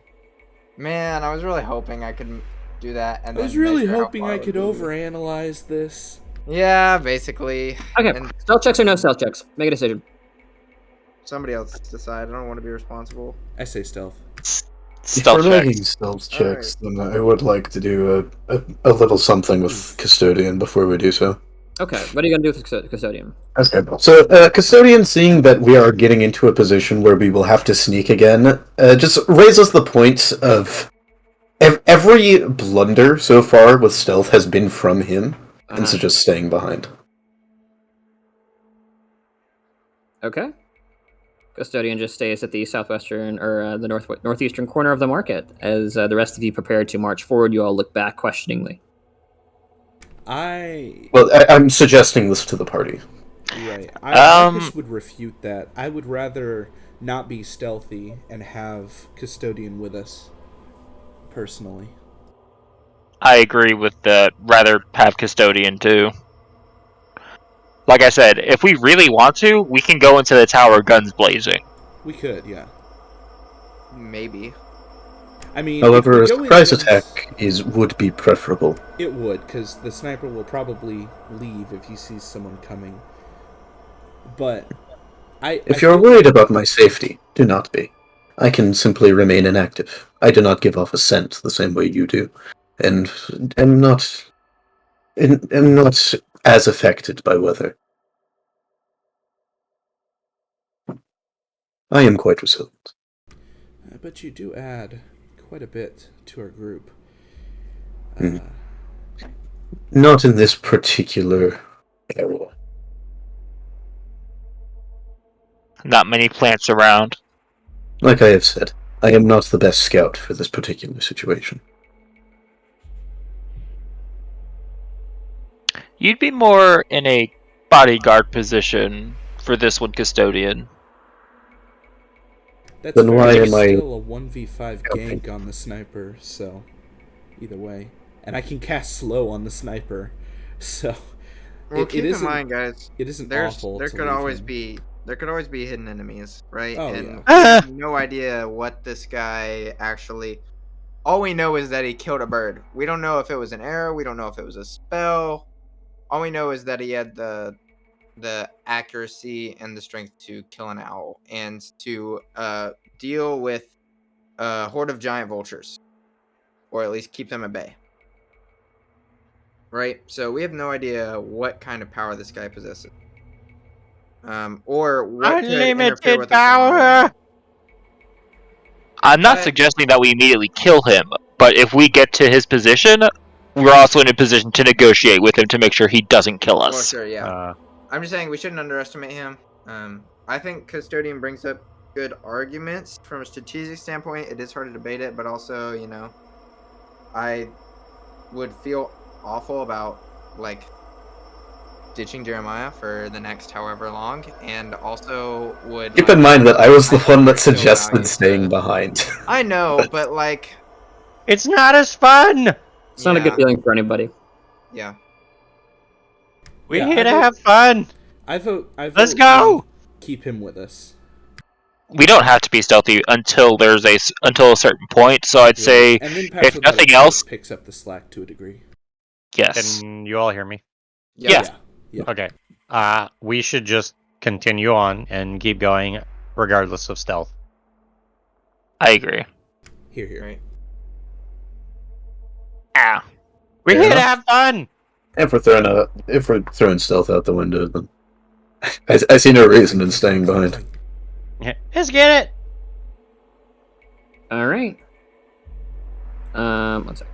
Whew, we're finna get into it, boys. Okay. So, are you rolling stealth just for the custom, or are you entirely ditching it? Ditching it. Yeah, sure. Okay. Speed's the name of the game, I guess. All right. Knowing that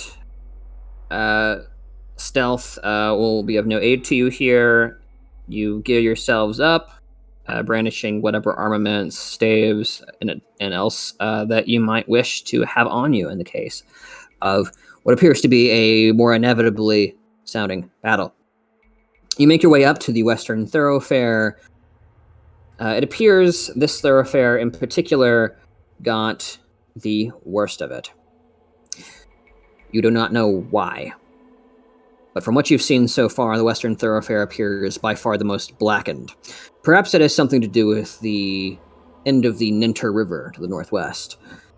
That would be the logical place for most to escape to if they wish to accept a blazing inferno. But that is only a hypothesis from the more intelligent members of the party, such as Marcus. You glance left, you glance right. This thoroughfare is definitely the most ashen, and conversely, the most barren. However, it is only 400 or 500 feet shot to where you see the city beginning to plateau, the city square. There are many large objects that have fallen over and grant large obstructions. The city square is quite collapsed in nearly all regards. It is likely to be, if it is a fight, a congested one of multiple elevations. Oh, that sounds so fun. Like, I feel like you were just describing the airsoft arena that I was about to play in. How close are we to the fighting? So what the fighting? We don't know. We're about to find out. He said 400 Well- to 500 feet, I think. Let me know when we're within 30 feet. Yeah, once we're in a certain range, I'm going to ignite my fist. Sure thing. Let me get your tokens in order here, and I will show you the map. Oh, yeah, baby. Oh Oh, man. man, if only I was level 9, I would be able to run up walls. And we're going to go ahead and take a short break here for everybody to use the restroom, get some popcorn, get ready for an encounter. Oh, I'm getting Wait, some yeah, popcorn, I'm getting alright. some popcorn. Yeah. Sheesh. I kind of want to go get a drink, but I don't want to leave the house. Some different musics here. You can have one of my reins. I'll be right back here in a minute. Yeah, let me go to where you are to get one of your reins. Yeah. Look at this guy. Record The guy's like, what is going on, man? Because trying to like mess I with don't my have audio. I don't have all night. Yeah, no. Recording is back. We're good to go. Woo. All right. Okay. This is good music. Now for something entirely different. Combat. Mortal Kombat! I'm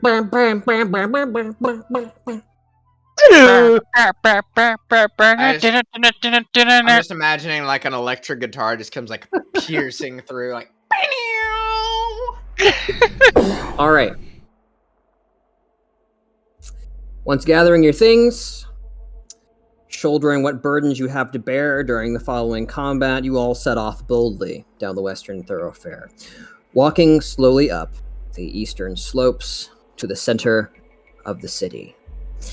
You gaze about yourself. Aside from the occasional toppled inanimate object, there are startlingly few corpses. There's a pattern here.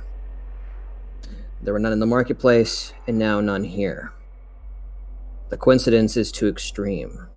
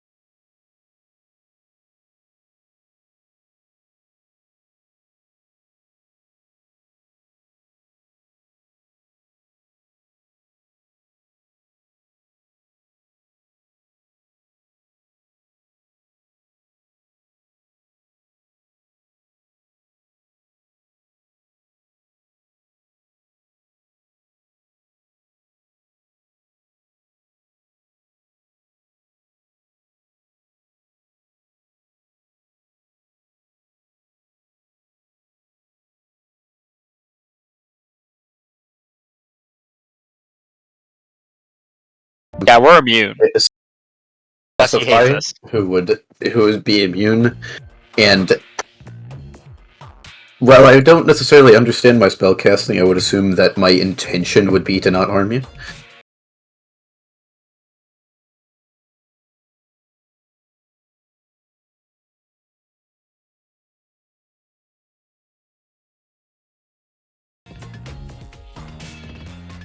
Okay. Let's see here. Can y'all hear me now? Yep. I can barely hear you. Oh, really? But your volume was low for me anyway, because you were talking very loudly earlier. Okay. Say Yeah. something. I don't understand how my audio is working tonight, but anyways. Don't worry about it. What's your turn? In an effort not to mess with the flames, I am going to cast Witch Bolt on the farthest forward knoll. So the closest one? Yeah. 21 to hit. Absolutely. You smack it with the Witch Bolt. Cool. 4 lightning damage, and now there is, like, it's kind of a perpetual thing. I can use my action on my turn to just deal a straight D12 of damage every turn without an Absolutely. attack.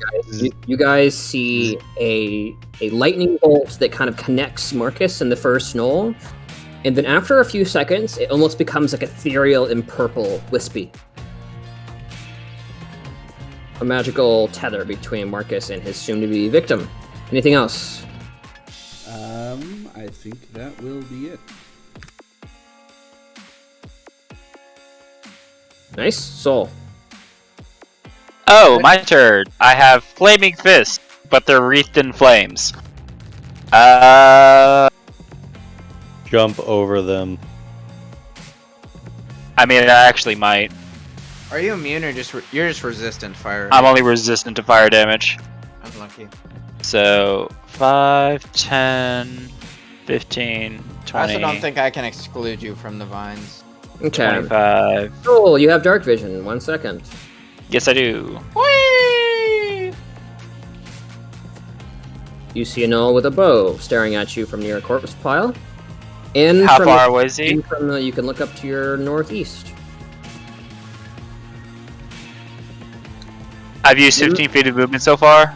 And from behind the statue, you see a pair of massive yellow eyes staring at you. We have a lot of enemies, boys. Yep. We got just to help tally everything up, right? 3 down here, 2 that we're currently facing, Archer, and Big Boy. Not counting the fact that there's like a whole other half to the map that hasn't been revealed yet. Okay, I'll let you guys. So, should I go for Archer or go for Big Boy? I can only do one. Archer, probably. Archer. Okay. Bonus action, Step of the Wind, wings unfurled, so I can jump over all of these and get to him in front directly. So you'll see my spectral wings flap out, and I will basically fly directly to the archer. The Step of Wind prevents opportunity attacks, correct? No opportunity attacks, Sure thing. and if there were, I could have flown over them. Yep, you, Out of- you fly yeah, out of over range. there, getting a better look at the surrounding terrain. You see more enemies. Oh man. Oh, dear. Gazing at you between the corpse pile, another knoll. And Okay. near a nearby well, in your red tented dark vision, another knoll. Okay, You should get in and get out, my boy. that's probably what I'm going to do. So it was 40 feet to get there. I have a total of 90 feet of movement right now. I've used I think 55 or 65 feet of movement, if I'm not mistaken. So I have 30 feet to get out. That's probably what I'm going to do. So 2 punches on this guy. These are Fire Fist. Sure, yeah. 25 to hit. Yeah, you're hitting. 17. 17 fire damage. 17 bludgeoning, and then 10 bludgeoning, 7 Mhm. fire. Second hit, natural 1. Ooh. Come on, Roll buddy. a d4 really quick. D4. Mm-hmm. 2. 2. I want to say no further ill effects. I might recant my words later, but you're good. Anything else? I'm still with disengage, so I still can't be attacked with opportunity attacks. I'm backing up 30 feet, so 5, Yep. 10, 15, 20, 25, Don't be a pussy. He's got disadvantage on attacks against you right now. 30. He actually does not. Why doesn't he? He's an archer. This guy doesn't, but these guys do. Wow. These guys can't move. That guy could have gotten up in my face and wrecked me.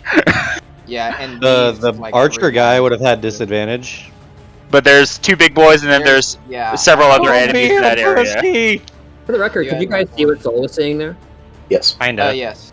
Cool. Just making It's sure. in red, but I can see it. Yep. So what's cool is I can tint the dark vision color however I want. Normally it's black and white, but Fire Ganassi have a red dark vision. I'm so happy you did that for me. I was wondering about that. I was like, That's oh. neat, actually. So when I get back to Custodian at the end of my turn, I will say, we have a lot more to worry about now. Oh, and by the way, before I forget, 1 second, let me do a little cool thing for, see if I can't do this for, Micus. Oh, is it lightning? Please tell me it's lightning. I'm trying to make it lightning. be Let's go. Here, I'll refine this. For now, it is going to look like, where's the line? Yeah, like this. No, that's not right. I'll get it. I promise you.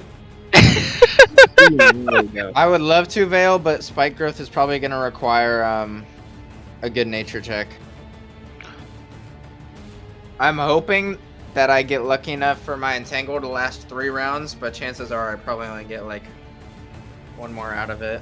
I don't know what Austin's planning, but hopefully we can get Anything that else, last Paul? as long as possible. No, that's I relay to Custodian, and I will shout to Sly and anyone else that can hear me. We have a lot more enemies on hand. Get ready. Great.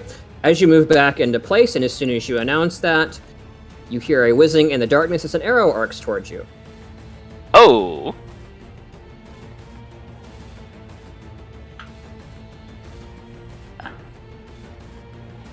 So it came from a place which he cannot see currently? That is correct. An Okay. 8 does not penetrate your AC. No, it does not. Sniper and a hidden roll. Oh wait, no. Snipers Plus on 6? the ridge! Oh no, dude.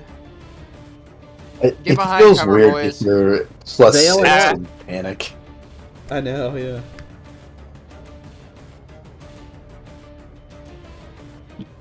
I really hurt that archer, though. You did, that was good. Man, if the second one hit, that actually would have been very good.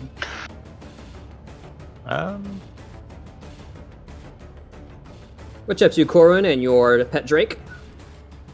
Trying to think.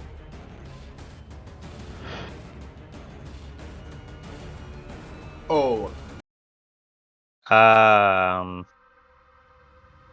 For a running jump. How far can I jump? What's your strength score? 15. I believe you can jump 15 feet.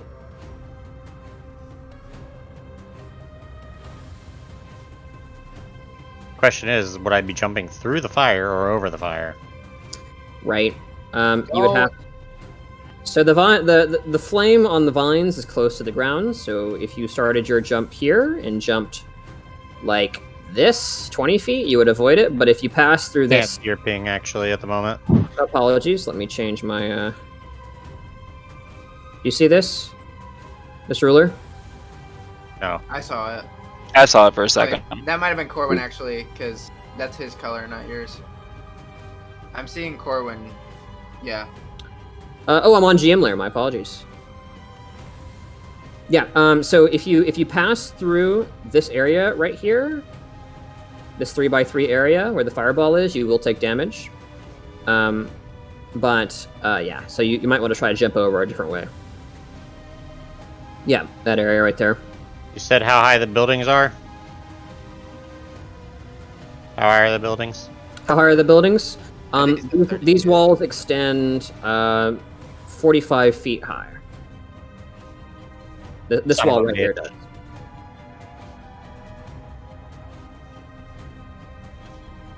This pan did not want me to jump.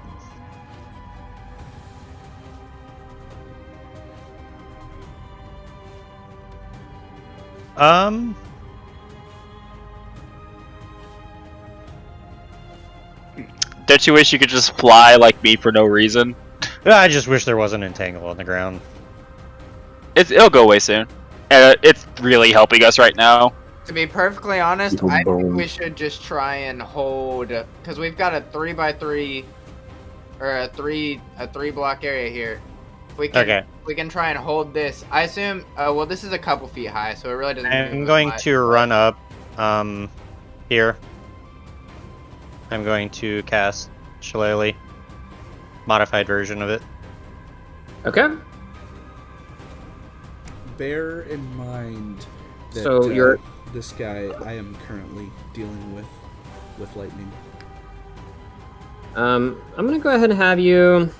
I'm just gonna make you take a D4 fire damage for stepping foot on the flaming vines. That's fine. Okay, so 3 fire damage. And then you advance, preparing to beat this man with your shillelagh, I assume.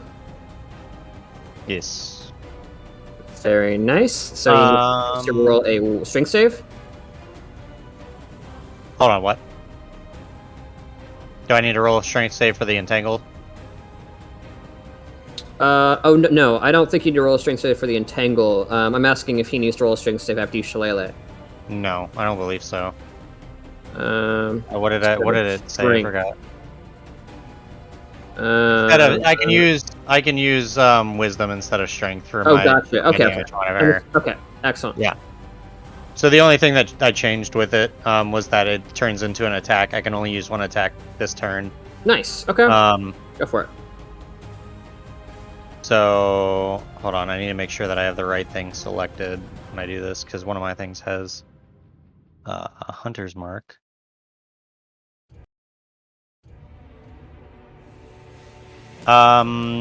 Minus the hunter's mark, but I am going to use Oro's reaction to add infused strikes. For sure, yeah. So it'll do 14 damage. Nice, dude. And then I am going to run up with Oro. See, he goes right here. Is it 13 plus 5, so 18 total? No, it's No. 9 bludgeoning. And then infused strikes 5, so 14. Okay, so no hunter's mark, just making sure. Correct. Okay. 15, 20, 25. Reduced to within an inch of his life. Oro's gonna make an attack on him, so. Mhm.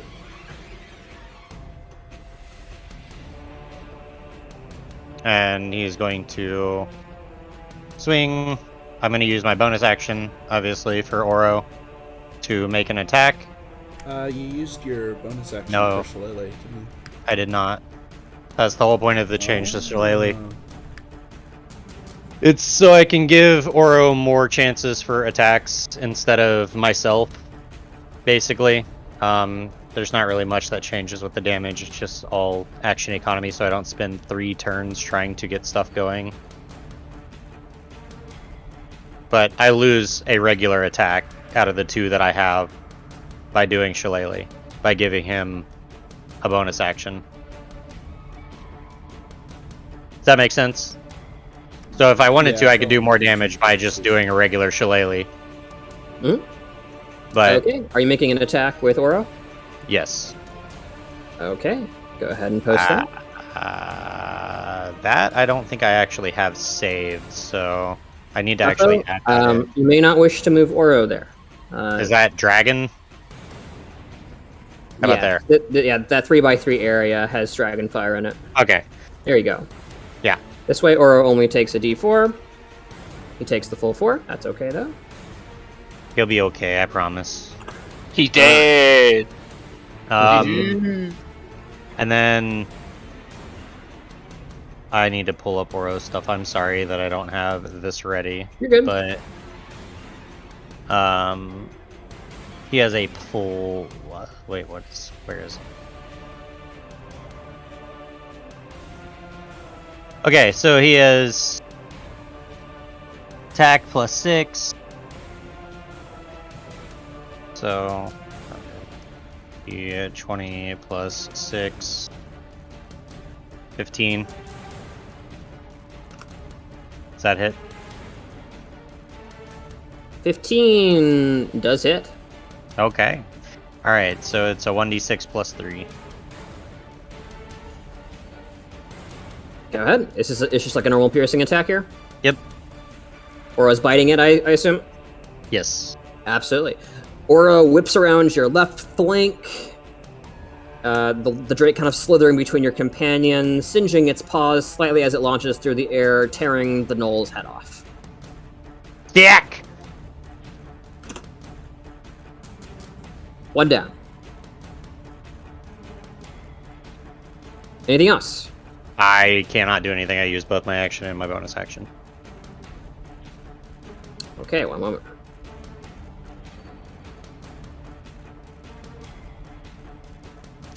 Would A I don't know if you have movement, but you might be able to move out back out of the.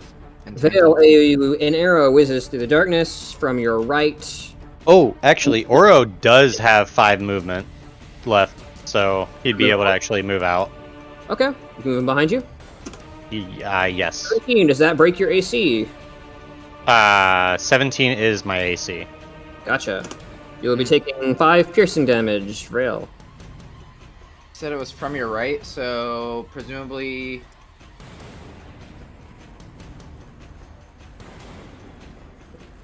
Oh wait, I have it hidden. Presumably somewhere.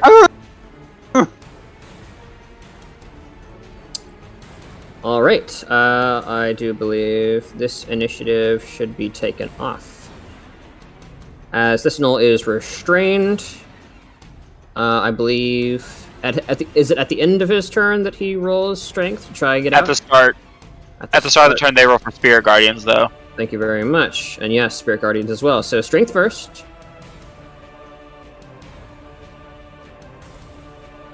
And then it uses an action to I unrestrain believe itself. 11 fails the strength saving throw necessary to escape the entanglement. Yeah, so that would have been his action. Alright.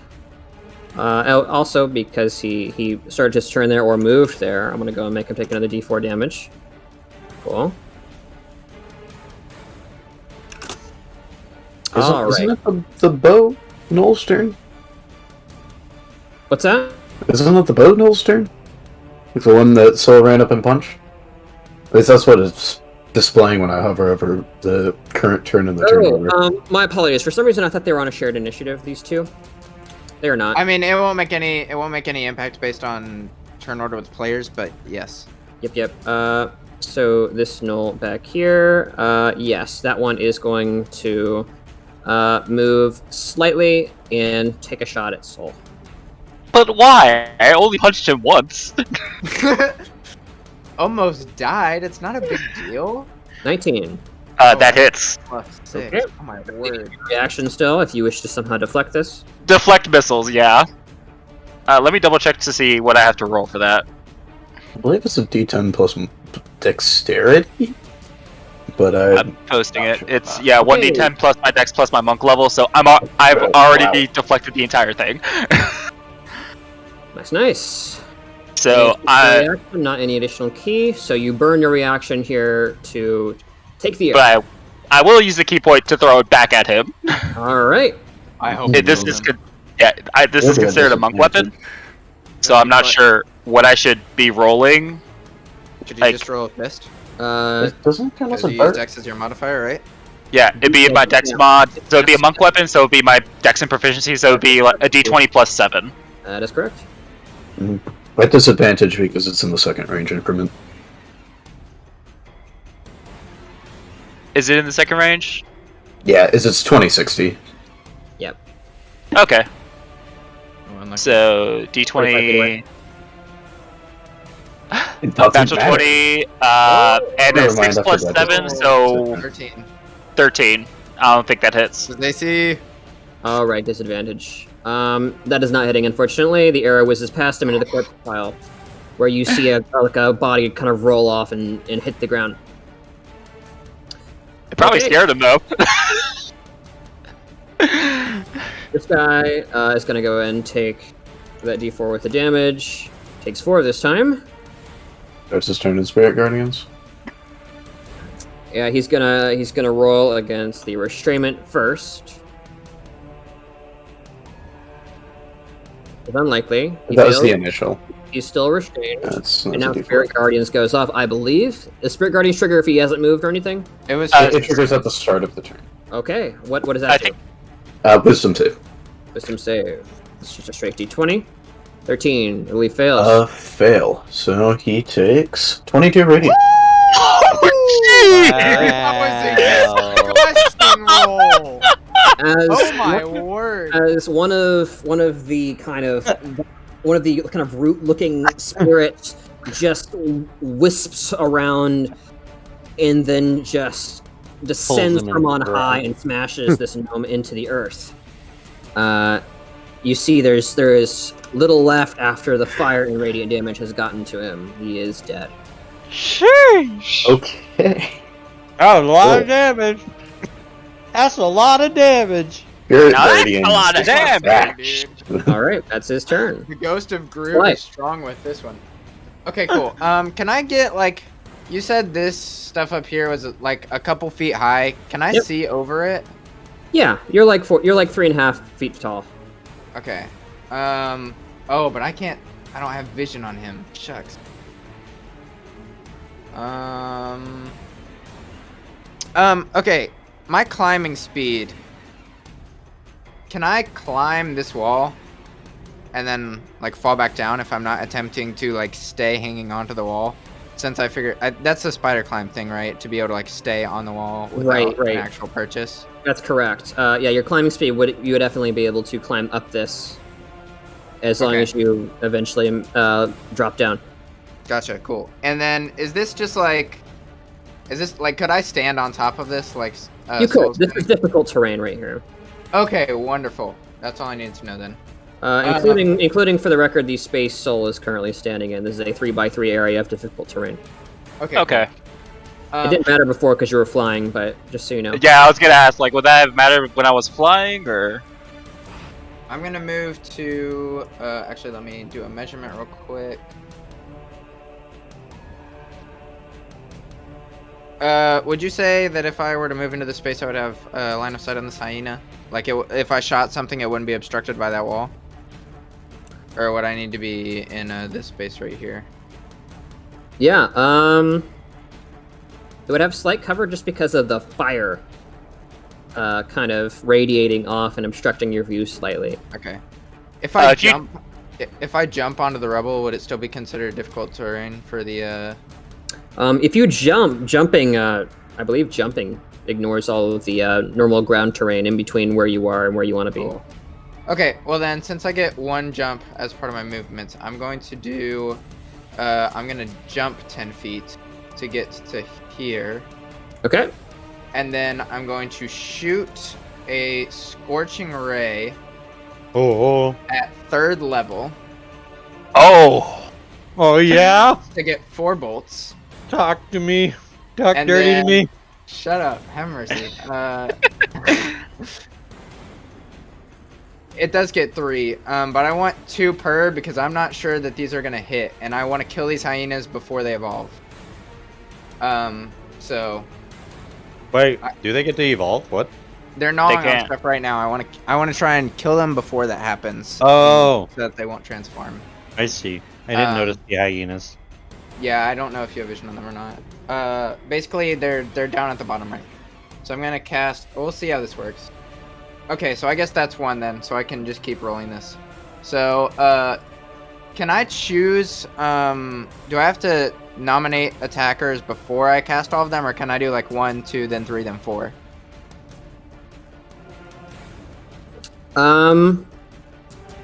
I Essentially, can I fire them off in sequence, or do they have to be fired off? want to say they're together. fired off simultaneously. But let me. Can you post the Pew spell for me? pew pew. Sure. It says instantaneous as a duration, but that's just for action purposes, I think. Thank you. Hurl them. You hurl them at Or all. one target or several. Yeah, so that makes me think that you choose where they go immediately, and it's not one at a time. Okay. Well, then in that case, I would hurl 2 per hyena. Got it. For these One second, individual hyenas down here, not the cackle spawn, whatever that is. I'm gonna try and because I assume that's probably already evolved. Hopefully, Lord willing. I mean, remember how weak the hyenas were that we fought earlier? Yeah, but I want to make sure they hit, right? If I miss one, Oh, then I it see. won't I see. matter I if see. it does 4 damage. So that will be the first one then, which will have hit. I would have been targeting the wide one first, and then go for the narrow one. And I would go with the gambling aspect because that's what your character is, right? A gambler. So does the I risk, I reward, baby. Okay. go So yeah, these are roll this these are 3 ranged attacks. Yes. Yeah, I'll just go ahead and roll the rest of these here. Thank you. Okay. You have 4. So- You're distributing them how?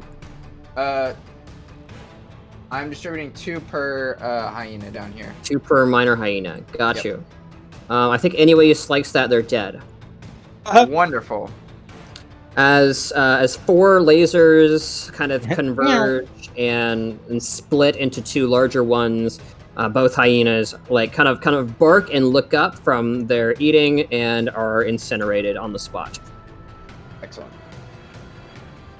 And then I'm going to use the rest of my movement to climb back behind the half cover or whatever next to the wall or whatever, and tuck in.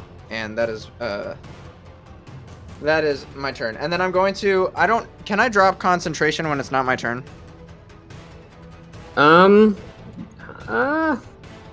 Probably not, I'd say. Really? Ugh. But it is free to just drop your concentration. It's odd, yeah. I don't know. I would say you could do it as your reaction if you wanted to. If you want to do it that way. Okay, well I don't have anything else I'm gonna use my reaction on unless something jumps me. Cool, so I'm gonna wait until it's right before Corwin's turn and then probably drop concentration so that he doesn't get burned by the vines, but that way we can still try and deter anything that comes at us until then. Unless you guys would rather me drop it sooner, that way we can move up, but I'm personally fine with kind of... Well, I guess we do darts. need to I move can up stay in at- order to kill the archers, but... I have darts. I can stay at range and kill at least one of the archers. Well, I'm going in, baby. You're going If he's going in, then we're gonna have to drop it. All right, I'll You drop might it as well then. drop it now. I'll go ahead and drop concentration on the entanglement then. I'm gonna be a big boy. It did its job. Actually did its job very well with the crit and the fire. Yeah, And it killed all, 2 all of them. fails. That was very nice. Is that it for you, Sly? Yep, that's it for me. Okay. At the end of your turn, the vines are entirely incinerated at this point. Oh well, perfect. Nailed it. I didn't have a choice. You thought you could drop concentration, but it was all a lie. I totally planned that all along. yeah, for sure. Okay, you see this gnoll over here, kind of making its way around the torchlight and advancing on you. Custodian. Okay. I can't see anything over here. That is So, correct. I guess I will just sort of walk up this way a little bit. I can see the big hyena, I believe. Yeah, the edge of the torchlight's getting it right. Mm-hmm. Yes. Yep, it is currently in dim light, yeah. With that being said, I'm not sure I have any spells that can reach it.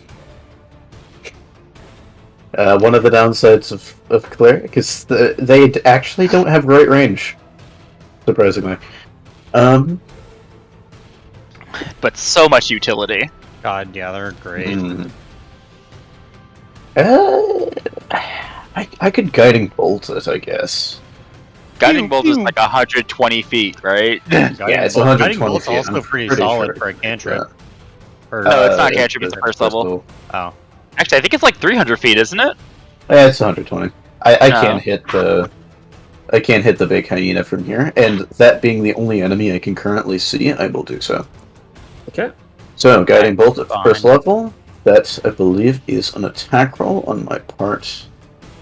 It is. Post it here. Go for it. Pew, pew. Guiding Bolt, 22. 22 hits. 46? Pew, Wait, pew. what? 16 radiant. 46? 46 at first level. That's Wow. busted. I feel like this is...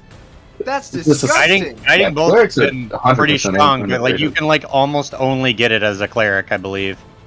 Yeah, It it's is just exclusively cleric. on Okay, cleric the lists. creature looking at its two dead fellow hyenas looks up from the corpse it was devouring quite contentedly up until that point as you blast it in the face with radiant damage. It takes 16. And it's now kind of sparkling and illuminated for all to see. Wonderful. Gosh. You forget how good Guiding Bolt is until you see its description. Do we Now have I know why they advantage on spammed attacks that against crap. thing now? Yeah, Next one? next attack against it has advantage. Okay, cool. That's the end of my turn, by the way. Okay.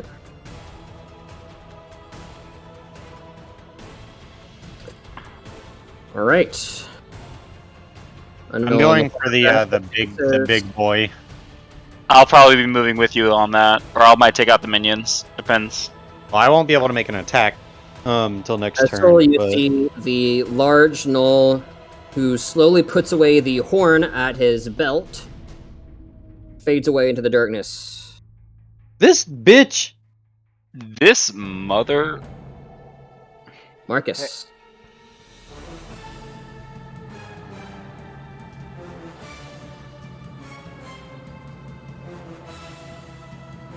So, which one is lit up? The hyena. Bottom right. You have to move up to see it. I'm gonna put like a nice little marker on it for you. I'm pinging it if you can. Oh, thank you. Cool. Alright, so let's move up first. 5, 10, 15, 20, 25, 30. This one here. Yep, That's we got it. probably well out The of my cackle range. spawn. The what? Oh, The cool. cackle spawn. You can read that. What do I have that's that of range? You don't have Guiding Bolt? Lame. Weak. You don't have a sniper rifle? What's your problem? Right? Seriously. Well, I shouldn't have ditched Theo. I'm You're missing not a out. trained ACS? What do you mean, bro? Ugh. Oh, I never enabled it on your token. 1 second. There we go. That should help you.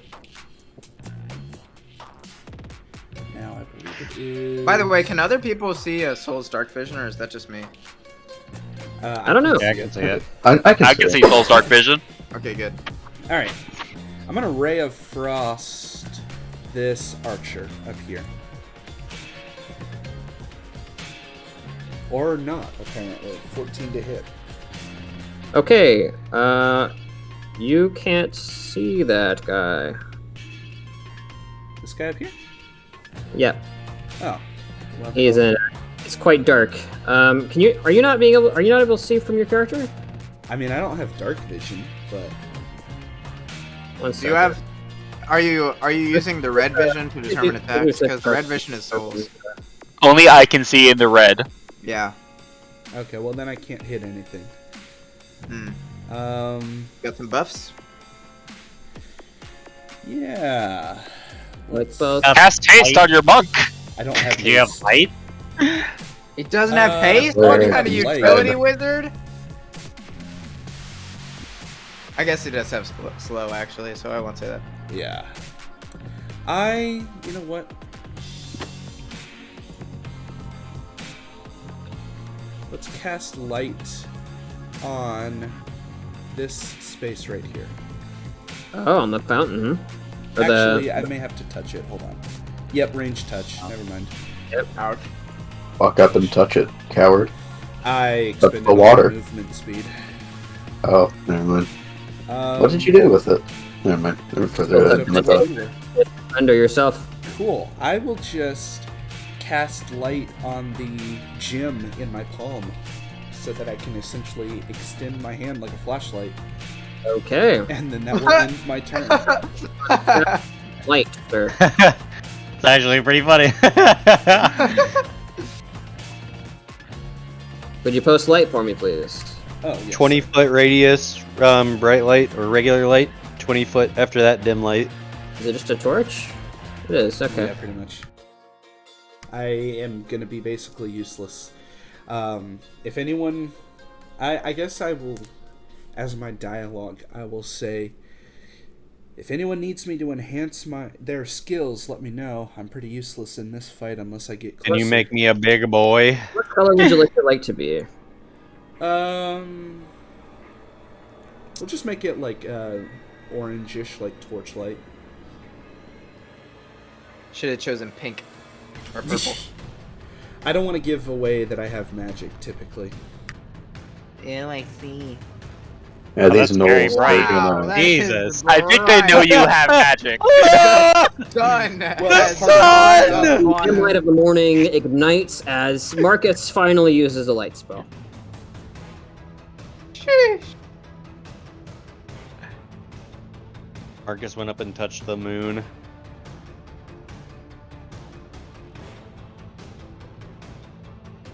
Alright, anything else? Cool. Soul. Alright. That is so bright. Jesus. Alright, so oh, I'm not on click. Blinded by the light. So 5'10". Vale, I'll take the one on the right. Or left. That'd be left. So 15, 20, 25, 30. Oh, I'm not in difficult terrain after that. So that was 10 feet. 15, 20, 25, 30, 35, 40. Actually, Excellent. before I get into 40, so at 35, I'm going to throw a dart at the archer. Okay. 10 to hit. Oh, unlucky. Not it. Second dart, 9 to hit. Nope. Nope. Alright, so 40 feet, bonus action, punch this gnoll in the face. Unlucky, bro. He's gonna get punched in the face. You deal 15 that to hit. again. Yeah, that hits. Hit him. So 8 bludgeoning damage on him. For sure. Bop. Bro, I think the physical ones have lower AC than these archers, bro. Well, against the archer, I think I only rolled... The highest I rolled was a 25. And then I haven't rolled above a 13 on the archer after that. Yeah. So I think their AC might be 14 or 15. Maybe. So that's my turn. That was all of my movement and my bonus action. Okay. Give me a sec. Uh-oh. Sniper's about to do some sniping. You better watch out, mate. Arrow is Sniping, no sniping. towards Marcus, the source of the light. Oh no! You're exposing us all! You take 5 piercing damage. He's a sniper. That's less than he does to himself to fall asleep. I mean, it really is. I mean, I just punch him in the face until he falls asleep. We're Yeah. honestly all thankful. Because he's going to continue rolling that d6 for the entire rest of the combat until we fricking get into his tower, so I am thankful that it's low. Yeah. But it's a +6 to hit, so this archer is not one to be he's going to rivaled continue with. hitting. If he starts focus firing, we might be in trouble. Why didn't he focus on me? Shh, shh, shh, shh. I only threw back the archer's arrow. Anyways.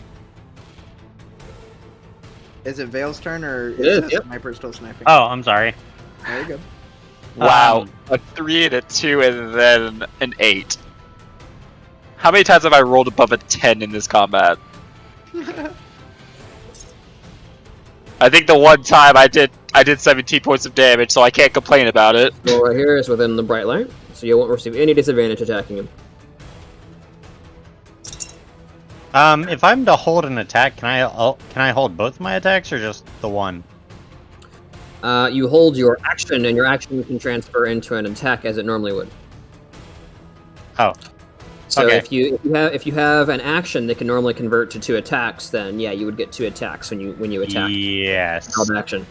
So I am going to run up because Oro has to take his turn after mine, right? I'm gonna run up to him. I'm gonna hold my action to attack, and then I'm going to. Moment, my scroll wheel broke. I'm gonna have to reload the page really quick. Okay.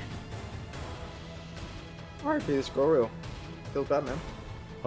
Yeah, like so I hit the middle mouse button sometimes to navigate the page and like scroll around a little bit easier, but sometimes it just doesn't stop doing that. Unlucky. I don't know why that happens. I think it's an opera. Let me know when you're good. Oh, that is brilliant. I had never thought about doing that. Actually, we don't know if these things have extra attack, do we? I don't, but I'm about to find out. They've been restrained the entire time, or not close enough. Yeah, they've never been close enough to attack until I got in their face. That is really smart, though, Corwin. I applaud you for that. What happened? He's using the system of where your familiar has to use it after you, and he's basically holding his attack action until his Oro gets behind, and then Oro's gonna attack, and then he'll attack. So they'll both have advantage if the creature doesn't have extra attack. Oh, neat. Well, Yeah, it's so only if just the let me creature know. doesn't have more than 3 So, attacks, right? so Corwin, I'll remind you, you moved through this 3x3 area right here. Is that something you intended to do? Wait, what? So this area right here, this is Dragonfire area. Oh. Can So you move stepping- over the corpse or through Custodian? yeah, Yeah, over the you- corpse would be what? Right. It might be slightly less efficient movement. I was just keeping you alerted to the fact that there's fire here. Okay, well, how much movement would I lose if I walk over? So 1 or 5, 10, 15, 20, 25. So I think you're still absolutely within your ability to do so. Okay, and then same with Oro. Cool. Um, Nora has 40 feet of movement, yes? yes. Yep. So.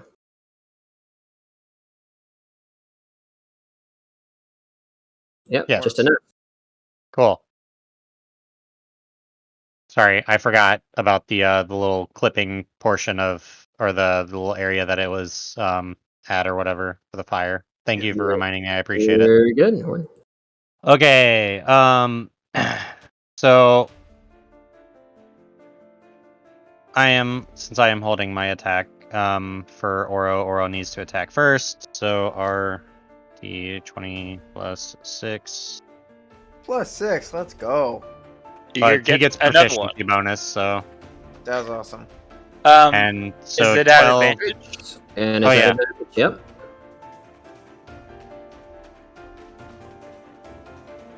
$23.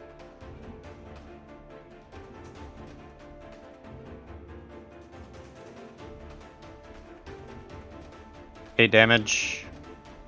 And then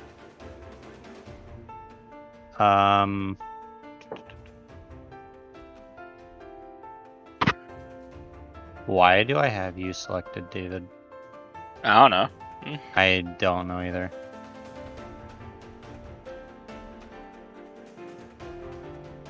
Okay, so this is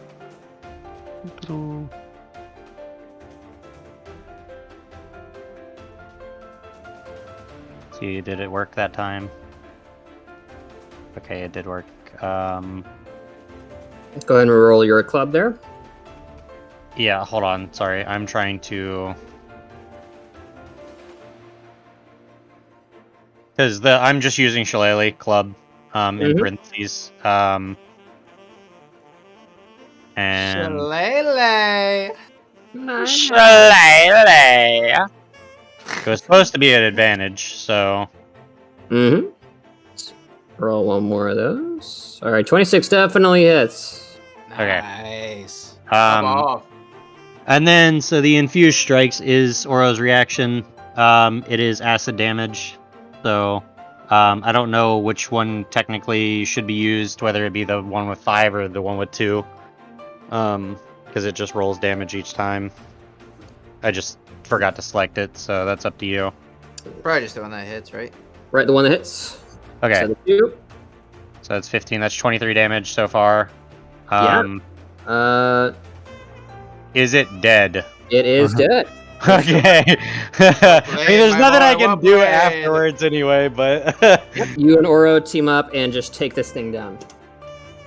Oro whips around the back, and as you engage it with your club, it wraps around its back and bites its neck.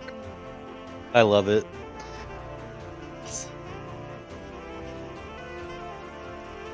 Anything else? I can't do anything. I mean, I don't have any movement left, so All right. I can't just pull out a bow and yeet. I don't have any darts or anything. All so. right. 1 sec. An arrow comes from your right. Veil 16 barely doesn't hit. Yes. Correct, because I have a shield. Cool. Cool. To about your 1 o'clock, another arrow whizzes over your head. This one directed at Custodian this time. I do believe that does not come close to hitting Custodian. Not quite. Custodian's a thick boy! The arrow clatters uselessly against your armor. Custodian, I think someone tried to poke you. As He's another busy foe watching rushes the from the dark, using all of its movement to close the gap. With Veil, it's going to be moving right there. Oh, that one popped out of nowhere. Yeah.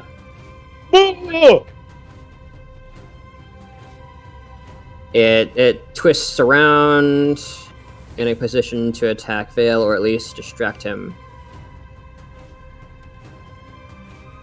Where the hell did you come from? There's another shot, sails out, striking or attempting to shoot. Michael, it's your birthday today. Take an ice- Wow. You take An 8 arrow was on its way. Oh. Michael, it's your birthday today. As the giant hyena, barely seen from Dragon Firelight, launches itself down the southern thoroughfare upwards towards you. Whoa. No, it has 60. Well within its movement range. Oh, that's insane. As it launches itself extremely quickly, its red eyes flashing in the darkness as it launches its way up to you. Oh, you better not, boy, I swear to God. The Dragonborn and his lizard companion versus the Null and his hyena companion, as the cackle spawn launches itself at your throat. You're gonna learn today. That's okay. I think That's a lot of damage. That Plus 9 to hit? that'll do you. Wow.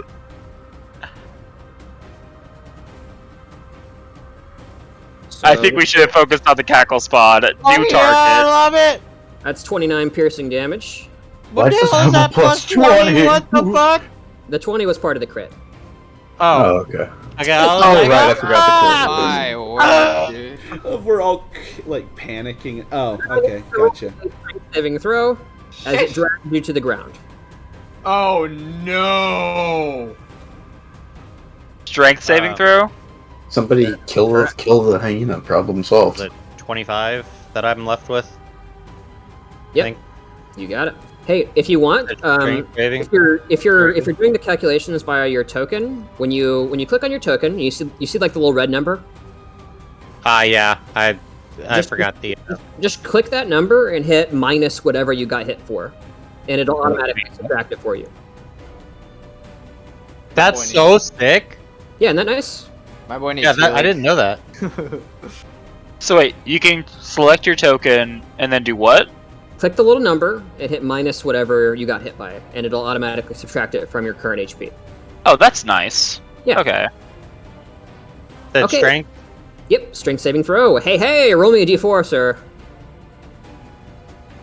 Nice, dude. Gain all of your- one! Unfortunately, the 1 means no further benefit. Damn it!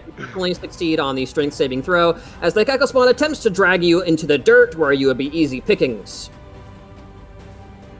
Not today.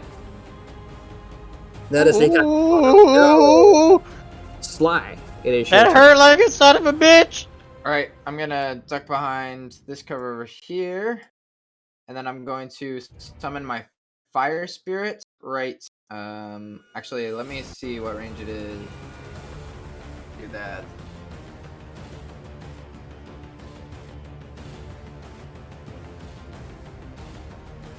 Good. Where did it pierce? Okay, cool. I'm going to summon it right here. Yeah, so that I can hit both of these with it, but not hit Veil. So I'm gonna summon the fire spirit right here, Okay, let me see if I can drag this token out real quick. and I'm gonna put it 15 feet in the air. There we go. Hey, Marcus, do you have Bane? That's on that. No, Wanna not foul? yet. All right. And then these guys, the Null right there and the Tackle spawn, are each gonna be re-rolling deck saves. Yeah, throw shit at it! Okay, these two, for sure. The This one is close for to the Null, 19. that passes. This is for the cackle spawn. Oh, it succeeds. The cackle spawn is getting the crits. Echo spawn over here just balling. Is the Canklesaur, is it, What in Is the it- world have you just done? Kill it. Kill it now. What? This is here. I'll try and make it less intense, but that's my. Stop the aura. What have you done? That's where I can see. That's already illuminated. That's already a thing. Well, I couldn't tell. Can that you I not- couldn't Okay. see. The yellow. it's very bright. The yellow wasn't centered on me. It literally looks like the sun. What are you guys talking about? A little wherever you David, are. Well, come you here can- and look at my screen. Oh. It goes out to like right here-ish, I think. Oh, I just couldn't see Yeah. it for the red. Okay, I got you. Because you picked a bad color, bro. That's you should Yeah, have I picked didn't pick pink it, or it was purple. I'm Austin. telling you. Oh no, I did. You're right. Never mind. No, you picked orange. Not bad. You can change it. Here, Literally that. the sun, though. let's see if blue or like violet changes it at all. Okay. Wrecked your Let's go with a Shit on me. I'm gonna stomp it in the ground, though. let's go with a nice chill Marcus blue, huh? Yeah, Yeah. no. That's good. Yeah, brr. I actually can't see it. So it's just a little bit over here. Anyways. Gonna bonus action Flame Seed. Or, well, actually, it's not my bonus action. It's bonus action. What can I do with it? Main action. Everything's. Yeah. Okay. Well, that's unlucky, I guess. I'm gonna use my bonus action to command the fire spirit to shoot at the cackle spawn from. With advantage. That will will- consume the And I advantage. believe the guiding bolt is still active until Custodian's next turn. So yeah. At end of my next turn. It's In a still Merrick's turn, someone yeah. Oh, hits perfect, it perfect. technically. Like the next attack on it has advantage. It's Well, not their- end of my next turn, or someone hits it. Oh, interesting. I must have Oh, gotten. and by the way, my fire spirit has dark vision of 60 feet. So if you wouldn't mind giving it vision, well, that would be lovely. Sure. And I'll go ahead and roll those flame seed attacks on the cackle spirit, or the cackle, not the cackle spirit, huh? You know what I mean. Ugh. At advantage? Yeah. No, I it's think a it would have 13? advantage. That sucks, dude. It doesn't get any proficiency bonus? It does? Question mark? It has +6. I mean, That's it just- must have Oh, had a yeah, +7 7 to plus 6. hit. Yeah, it's a +7, I think. Yeah, it's +7 total. Wow. Bad rolls on advantage. Unlucky. Rip. Stole my advantage, bro. I didn't know you were gonna use it. Ah, that advantage was for me, don't you know? I didn't even. I cast the It's the spell. most deadly Yeah, the thing. 13 of the Chicago Spawn does not end. I'm sorry. Anything else? Would it be considered flanking for either of these two if the Fire Spirit was here? For Vale. Oh wait, he could move a little bit. Yeah. Oh well. Vale can get his own flanking. Yeah, you're kind of right, and I kind of need this to be alive because I have for it. All right, cool. I'm gonna. That's the end of my turn. This should have been a thing right here. My apologies. It was being blocked by the vision things. There we go. All right, that's the end of my turn. Also. There should be a small little patch of light down here now. Does dim Okay. light impose disadvantage on attacks?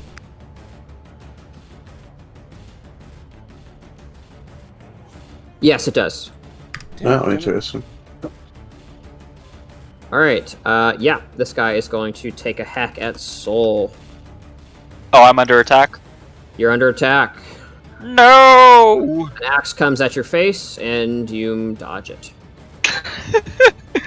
Very swift on my feet still. And another one. Miss. All right. I'm not the only one that can't roll tonight. I'm happy. Guardian. I misspelled that.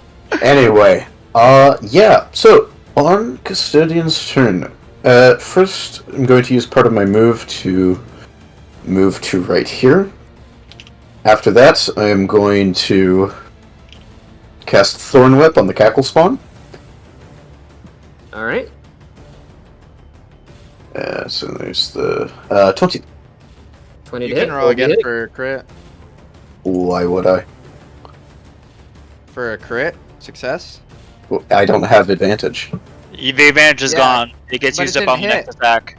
Oh, I thought it was on hit. I thought that was No, what we the just No. next attack uses the advantage, and if it Oh. doesn't hit, then it goes away. Okay, sorry, I wasn't paying attention clearly. Yeah, My you're bad. good. You're good. Buying gold is really complicated. Anything else? So that does pull it closer. It does pull it, yeah, and you're dealing damage. Yep. Yep. Yep. Pull it closer, and it will It's 10 feet deal closer. 9 piercing. Yep, you drag it between Vale and the other knoll, and 9 piercing damage goes through for sure.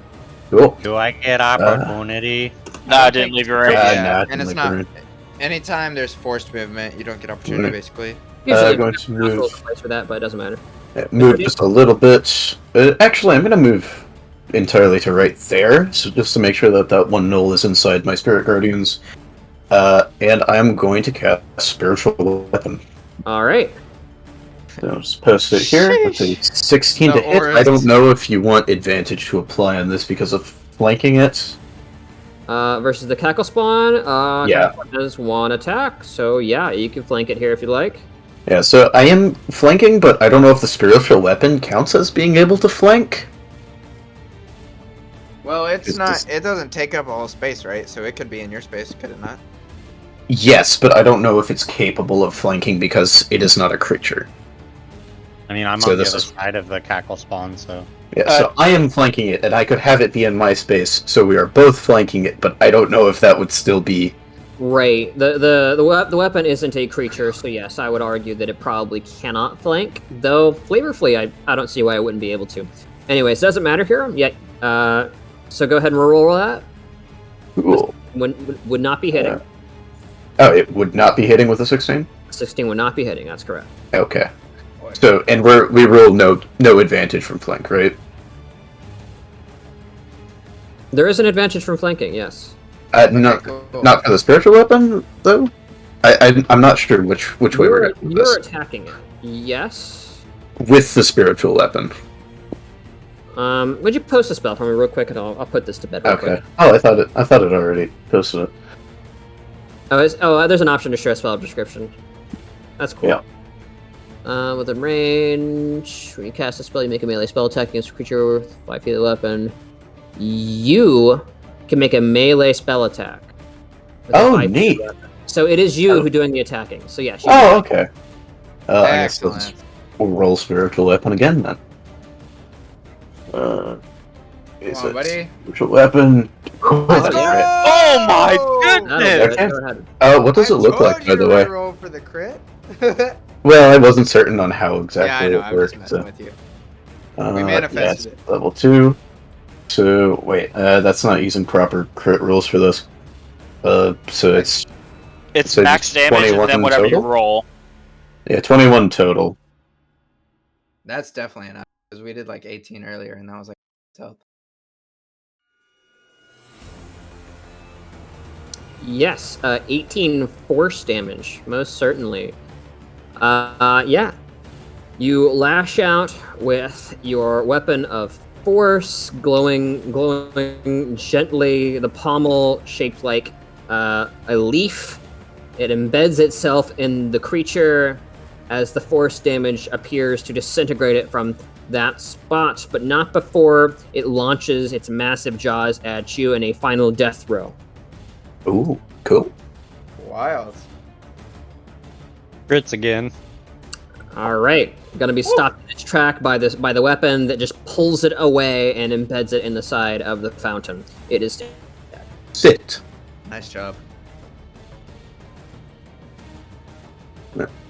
So I would assume at this point my spiritual weapon is some sort of club. It's based on the description that was given. It's just a giant leaf. Up to you. I'd actually pictured it as some kind of spear or It's a tree. or pointed weapon. Okay. Yeah, it's good enough. I just Lord. needed an idea of what it would be. There we go. Stick. Yeah. Giant stick with leaf blade. All right. Custodian, is that it for you? Yep, that's my turn. All right. This thing is dead. Remove it from the initiative. We can't see like anything else, can we? Like, is there any other nulls? Any other regular? You know you're null? getting shot a lot from the back. I mean, From the there's back. Which back? We've got this one here. We've From got the rear this of the one knoll. here. And there's also one that's been sniping us from this direction, unless it was one of these that converged on us and is now attacking us at melee range. I think it actually is 2 of them sniping us. Well, there's also the archer guy from the building, I think. But there may be just another one camping. Soul, Veil, and Custodian, what are your passive perceptions? Anyone? Passive is 13. 13.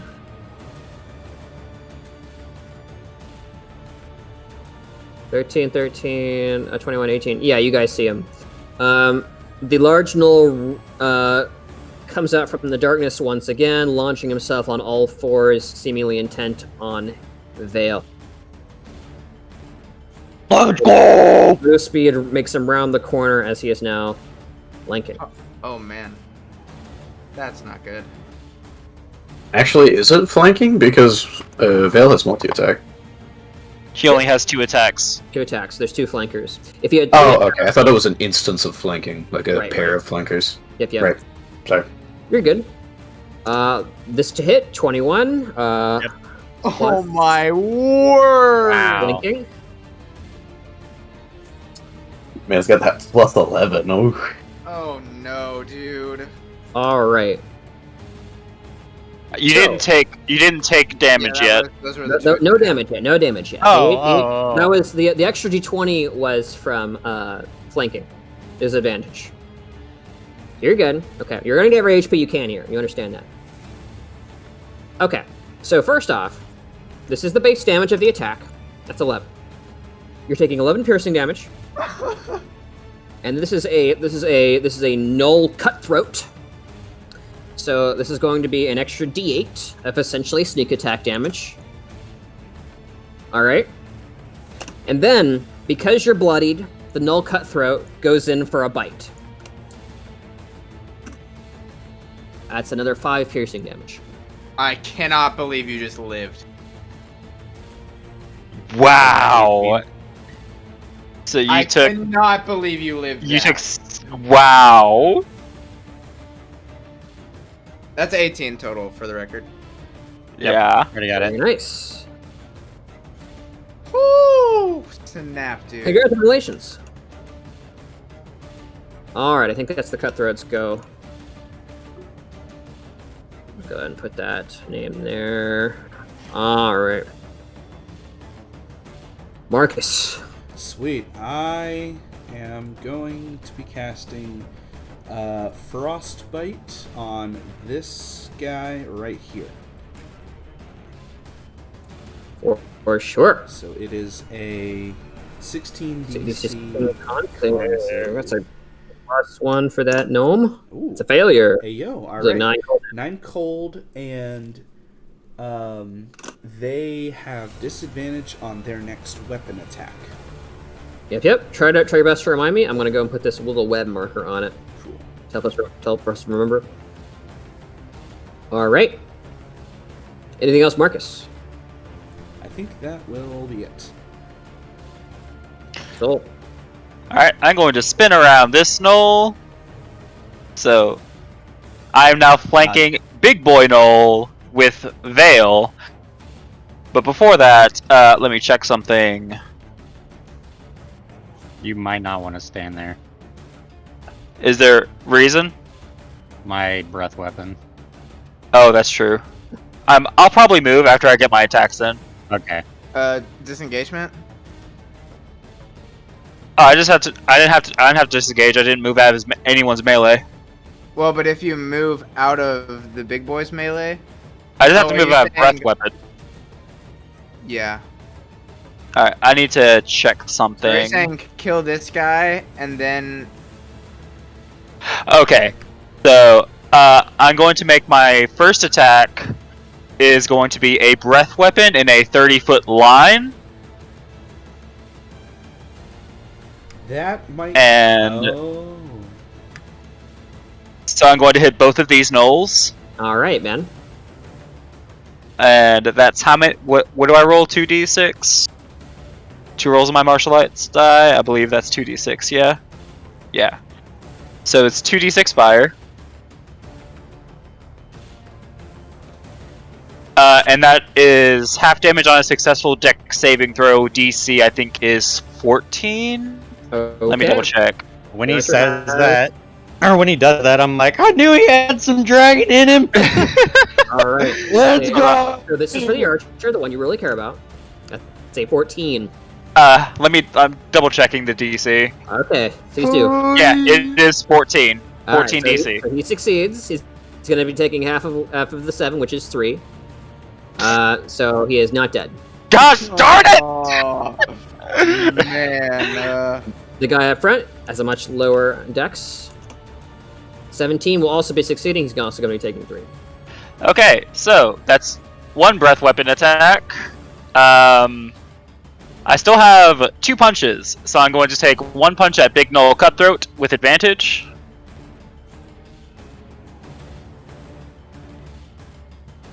And actually, what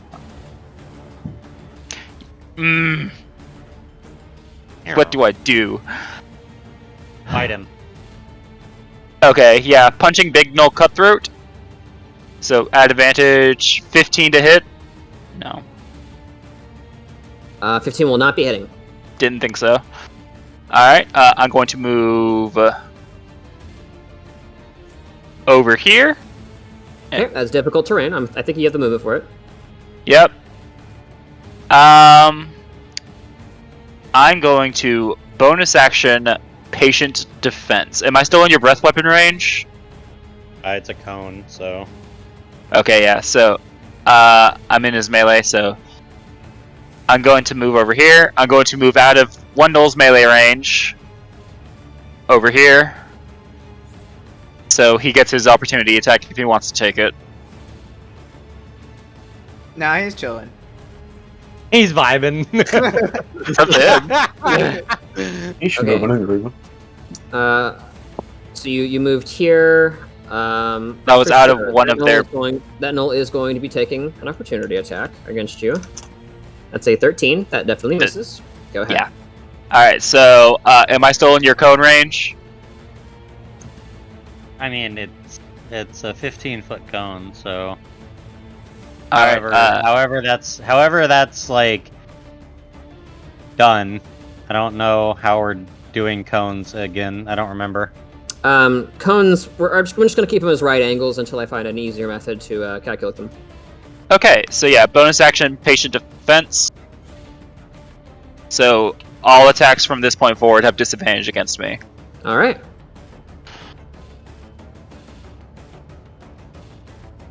Cool. I think I actually have advantage on dex saves too, so if it's a dex save on your breath weapon, I'll Alright. probably succeed. Are you done, Soul? I am done. Okay. An arrow rains from on high. That is to Marcus. Marcus, you're going to take another d6 plus 2. Hey, you take minimal piercing damage. Oh dear. That's right. Is it my turn? Mhm. Okay, I'm going to cast Hunter's Mark on him. On the big boy. On the big boy. All right. What? Okay, I don't know why that rolled as an attack, but that's cool, I guess. That's not what I wanted it to do. I just wanted to link the spell. All good. You marked him. He's marked. I'll go and put a little thing on him. See if I can hit him. Deeply marked. Let's see if I can hit him. So we're gonna start with regular attack. Yeah, that hits. So that's 23 damage. Because I am infusing strikes with or using Oro's reaction. Sweet. And then I am going to, on my second attack, use my breath weapon. Okay.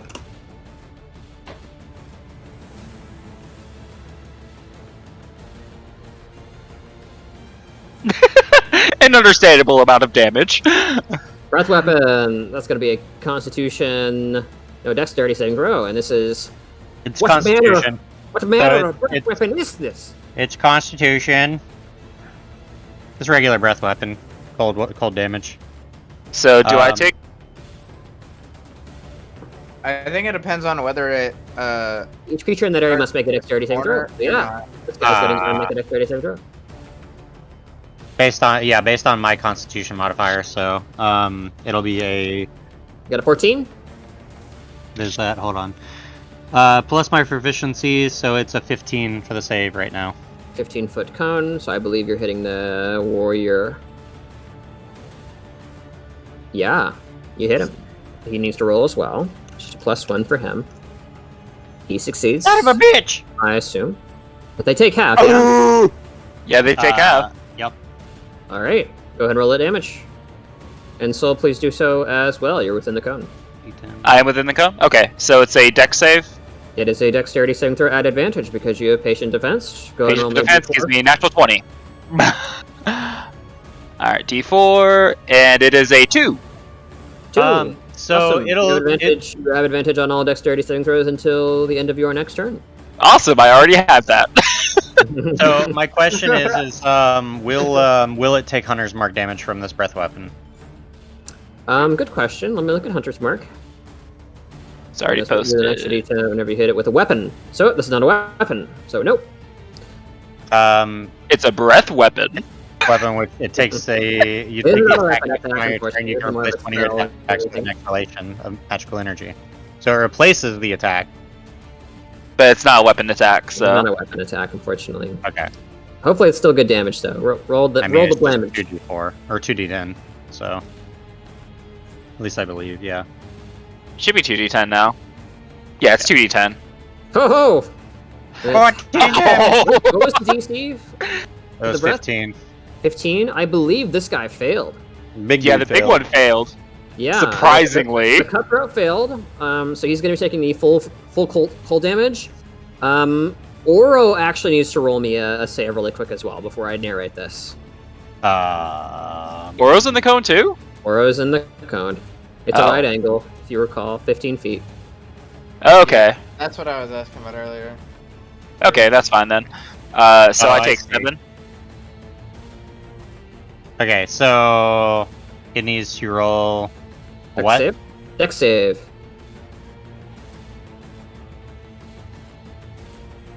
I've taken my damage. What is his dex? So, well, crit anyways. Never mind. Okay, yeah. Sure. Get crits on dex saves. Let's go, baby. Yeah. So, this gnoll in front of you raises its knife in a downward motion as it prepares to finish you off, Vale. As in a last-ditch effort, you open your mouth, outspilling frigid, cold air that has a reaction with the air and turns into like crystalline, almost like glittery powder that fills the air and instantly freezes him solid. Sick. He falls over, breaks into a million pieces. Dare you attack me? You're gonna have to teach me that someday. Alright. I just saw you use fire. What do you mean? 7. This guy takes 7. Cool. Yep, you almost freeze this guy solid. He is extremely frigid. After Kyle's being on- burned, Kyle's he on here gets as well. cold. Alright. I think that's it for you, Vale and Oro, I hope? Or yes, Oro 'cause got some more to do. no, Oro can't do anything. I used Hunter's Mark, so. That's right. Alright, more arrows rain from beyond. Come on, hit me! I want you to hit me. First shot will be directed towards Vale. No! 12. What is the passive perception of the fire spirit? 12. Okay, give me a second. Alright, the fire spirit sees roughly where the arrow came from, somewhere over here in these stalls, but can't pinpoint an exact location. Wonderful. How do you want me to keep track of how often I have, or how I track my breath weapons? You just want me to like? That is up to you, whatever works for you. I can't. I believe there are. If you can only do it a certain number of things, there is a place on your sheet to put charges. Somewhere in like kind of like the right hand side on the first page. I'll help you. Yeah, with that later. I forgot to take a mark off mine too. I used one of my breath Another weapons. arrow directed towards Vale. Just sticks into one of the corpses that are partially covering you. So I have it as just one of the other things, and I'll keep it marked on my sheet as well.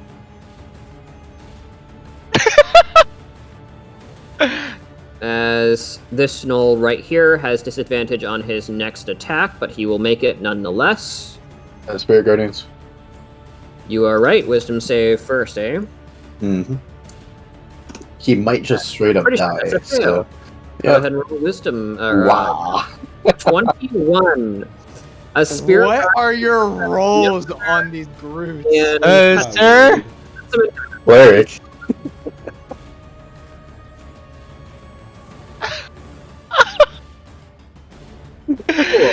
These tiny wooden spirits are flattening these gnolls now. Oh, I think it's 2 big ones. I think that's how it was flavored, right? This archer will roll a morale check. Don't run away now. He fails his morale check.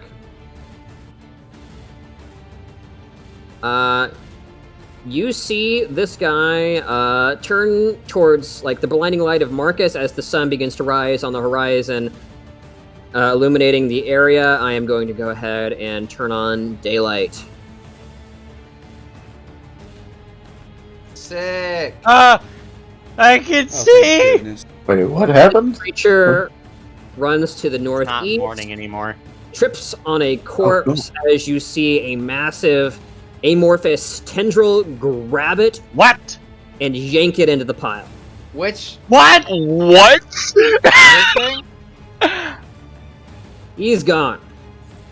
Oh my word. I don't like this. Chrissy, wake Beware the up! Crap. As you see the pile, you see the corpses beginning to seethe as some sort of monstrous creature begins to roll out. I don't like this. sword! On its asymmetrical body, 3 legs. Oh! Yeah! What did we just Wait, is that the awaken? thingy that we ran into by by what's it called? What's the Lahia? Maybe. Oh my god. I mean, I wouldn't know what it is, but like, Wait, hold up. No, that's... I was saying the wrong name. That's not a Yugoloth. Yugoloth is one of them box things. I'm thinking of something else. Starts with a Y, right? I know what these things are. Atreyu! Yeah, there's too many weird names. I can't keep track of all of them. Indeed. oh, like this. I am very hurt, One and more. that thing is bigger than me. It is, at the very least, slow. Or slower than some, as some people count slowness. Oh, It's coming in at 16. I'm pretty sure I can move my Hunter's Mark. So it gets to move right now. Atreyu! Oh gosh, that health bar! We've already fought 2 bosses, Austin! One of the massive Venus flytrap-like appendages on its back springs forward as the Gnoll, terrified, looks back as it wraps around it, squeezing the life out of it. +9. Hold on, that was my Knoll! Alright, now we have to kill it. Dude, we're gonna get stronger every time it eats something. Dealing 21 slashing. It is a pile of ribbons and meat as the Atyo takes it in its tentacle and brings it into its mouth where it is consumed. Me. Thankfully, the cackle spawn's dead, so we don't have to worry about that. Sly, it's your go. Kill it. Kill it with fire I spy. need help. So I can heal you. I don't have cure wounds. I do. Okay, so other people are healing him? Yeah, I think me and Custodian can both heal him. I was about to say, because my first priority was going to be healing, so... well in that case, I guess I need to switch things up, huh? I am terrified at the moment. Yeah, we are either about to screw this thing over, or we are about to get. I was gonna do... I am both blood crazed Vitality. How does and- that sound? Oh, that sounds fantastic. Aura Vitality is an amazing spell. Yeah. Yes, I was- please. I was gonna Jesus. start dumping that. That way Oh, we didn't good. burn actions, you know? Yeah, Aura Vitality is like actually busted. So Yeah. I'm gonna do that. You guys will just have to deal with the fact that I'm doing the healing here. Okay, wait, I don't want my ruler and make sure I don't flip the square. That was actually one of the things that I was like really excited for when I was playing Rasa, was to be able to use Aura Vitality. Okay, I'm gonna go... Get there. I don't want to get within range. I want to stay out of this range if I can. I'm gonna go here with a jump. What, your spell and your spirit? Your spirit needs to make a save. What? Why? Yeah, the fire spirit. It's inside the spirit guardians. That didn't exist when I designated, so it can't be protected. Okay, gotcha. What is it? Wisdom? Yep. Actually, wait, how high up is it? 15 feet high. Okay, yeah, I think that's still inside, Yeah. based on the way calculations work in 5e, because they're weird. There. 18? 18, I think, makes it? Let me check. Yeah, 18 makes it. Okay. It's slaughtered by the. So it is half. Let's hope this doesn't kill it. That's my worst roll of Spirit Guardian so far. So 6 Radiant? Yep. Okay, cool. Yeah, sorry, it's just I can't really stop it. Just like a little like, what? Anything Okay. else? Yeah, so I'm gonna be casting Aura Vitality, and then I'm gonna use my bonus action to dump 2d6 hit points into Veil. Oh yeah! My boy. Oh, nice. 9 hit points. How big is Aura Vitality, my boy? 20. Is it 20? 20 radiance. Oh, no, 30. 30. Wow. Wow. It's so good. It's so good. Meow. Okay, so you guys want me to focus Green. on audio or go for the sniper that's continuously hitting Marcus? You want it to be green? I'm gonna, yeah, because it's I'm- healing.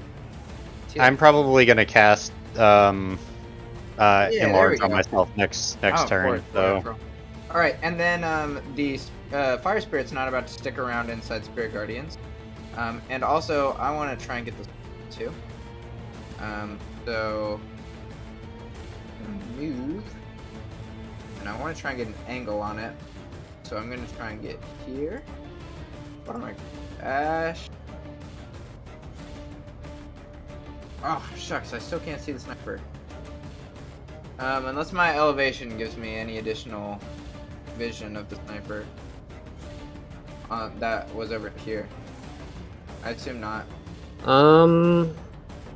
What is the spirit's passive perception? 12. Yeah, still not good enough. I'm sorry. All right. Okay.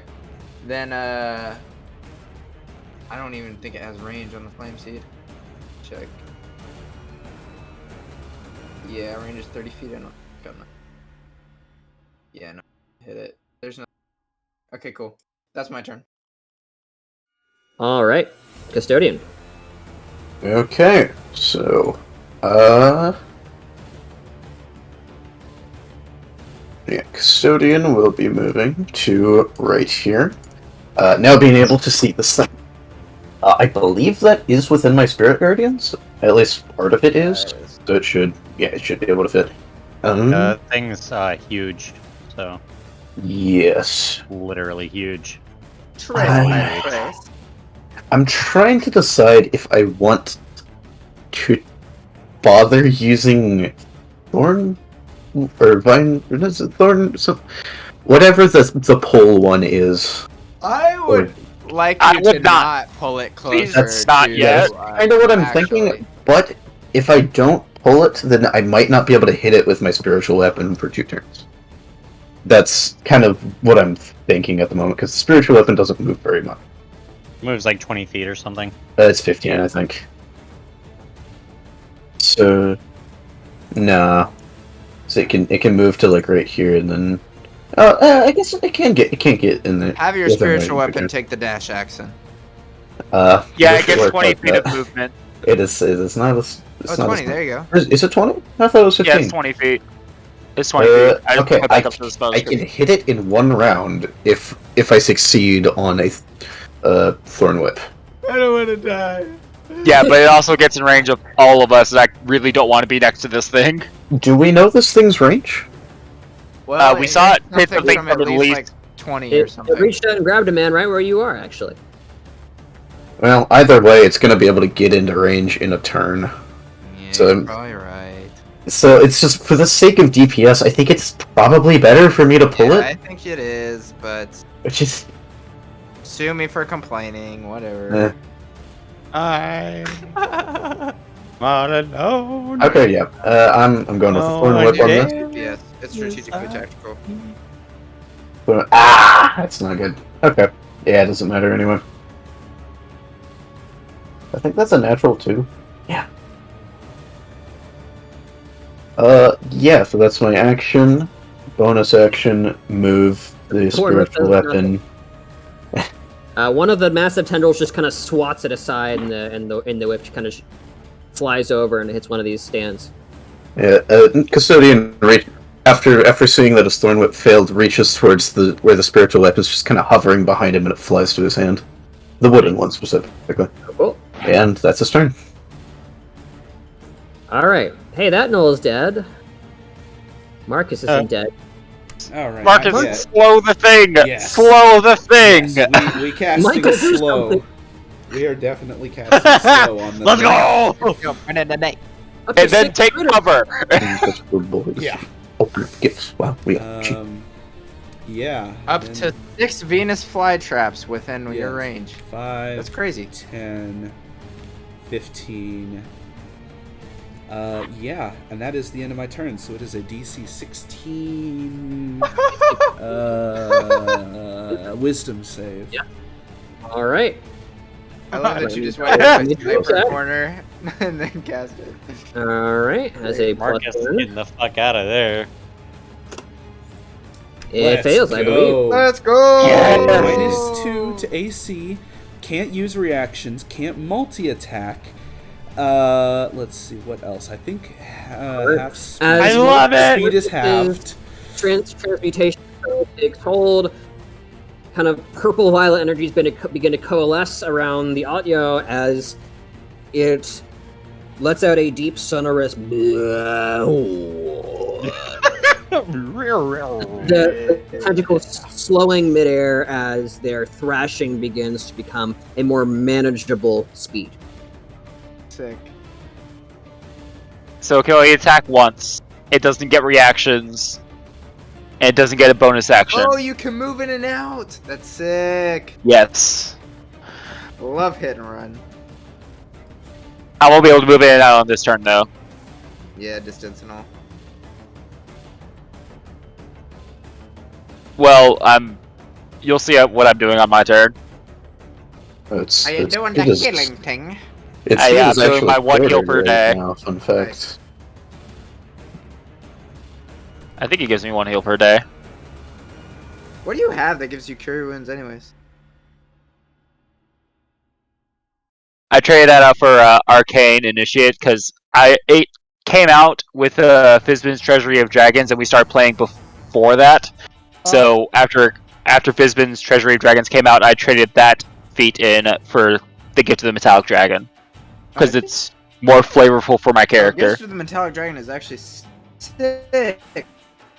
It's Great really choice. good. Yeah, you actually saw me use it a few times. You saw me use it with Frost. Yeah, I that was remember actually that. You were yeah, like, when I the used first Protective I named Wings. him for that. Yeah, that was All right, so you're curing wounds on Fail, is this right? Yeah, that's on my turn. It's still Marcus's turn. I don't know if he's doing anything else. I think that's Marcus's turn. Yes. Yeah. So So I'll be casting Cure Wounds. I think it's at first level naturally. that's right. Go and roll those dice. Oh, I was hoping it would roll if I clicked it. What is Okay, it? plus your spellcasting ability modifier. Which is Mhm. Wisdom for me. Mhm. So it's 1d8 plus 3. Come on, baby! Give me a second. I gotta set in the dice thing. Don't roll. on. 10 Let's go! healing points to Go. you, Let's sir. That's a better result. Exit, Very or nice. stop myself mid-sentence. Alright, so I still have a bonus action. All right. I'm gonna get right next to Custodian, just in case. And that's my turn. Love to see it. We're doing pretty good now. All right. Yeah. Let's go, boys! Alright, so I'm next to Custodian now, and that's my turn. Yep. Warm energies flew out from Soul and enveloped you, Vale, as his healing energies took hold. You didn't even know he had healing energies. All right. You don't know what I am at this point. An arrow I flies love and this man. And she had Ever ruined? insisted on Vale's death. I don't believe that hits though. An arrow Wait, what is it? splinters into the dirt right next to you. Nice. Yes. Vale, here He's you go. not dead. I use my bonus action to move Hunter's Mark to the audio. All right. I'm not gonna lie to you. I think this combat is gonna get significantly more difficult if we let someone die. So let's not. Yeah. And Well, then that I'm was my going one to- healing. I was gonna use it if they went down, but since you picked him up, I was like, let me just go ahead and pump this in right now. I don't know Oh. what it is, but just the whole idea that like they feast on dead people makes me think they're gonna get buffed if somebody dies. Should I make Yeah. the audio smaller or me bigger? I wouldn't make yourself bigger just yet. Okay, that doesn't answer my question. I would say make the audio. What would making it smaller do? It does Makes it do less damage, damage, I think. and then it's also like halved in size and weight. Let's reach. Do it. Make it smaller. It also has disadvantage on strength checks and strength saving throws. Does it now? Yes. So I will No cast- way. reduce on it. Okay. Actually, I don't think Sly has been damaged. Oh. Yeah, full Shut health up, I don't gain. wanna get I need to see if I can actually hit it. Hold All on. right. Constitution saving throw. It's decent at those.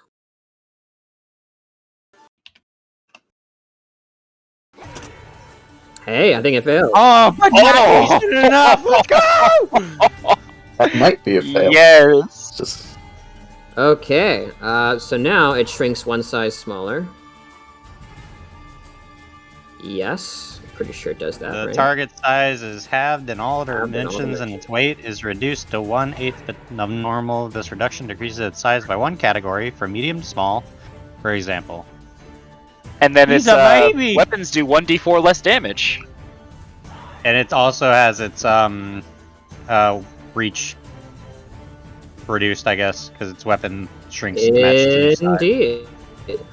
He's just a baby. He is slowed and reduced. This audio is going through a lot right now. Honestly, looks a little bit cute when he's that tiny. I'm not gonna lie. It's still swallow, yeah. When he's the size of me, he's just a little bit cuter. Why do I mean on the ground? I'll kill you. I love it.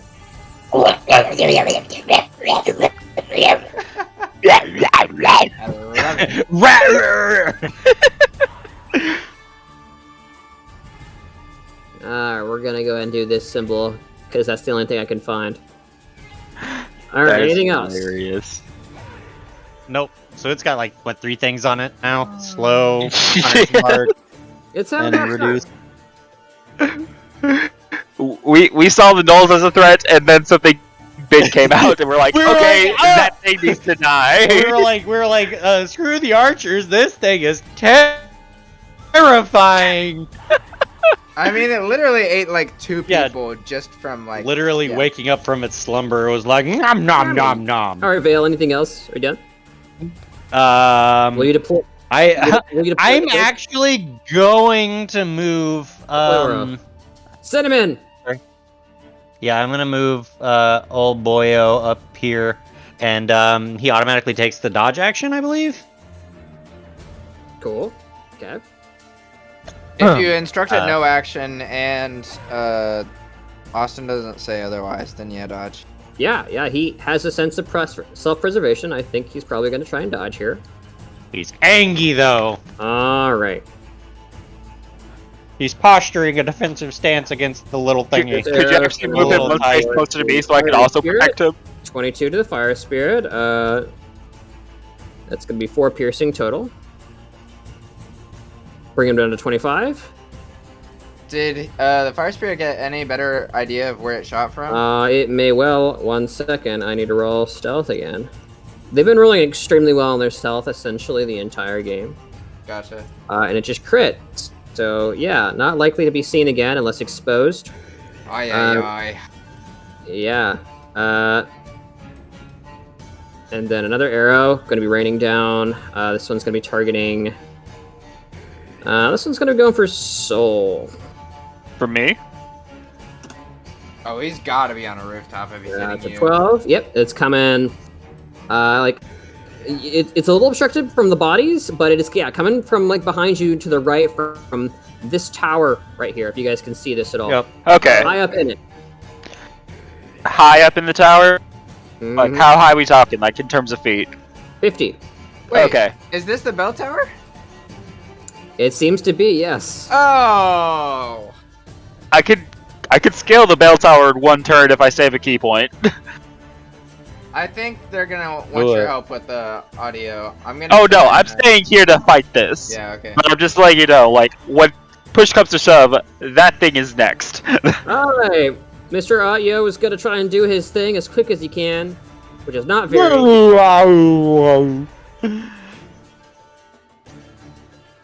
Because Oro is closest, he's going to go ahead and take a little mixed swing with his appendages. I do believe he has disadvantage on this attack. Yes. Does it still give you disadvantage? It gives you -2, doesn't it?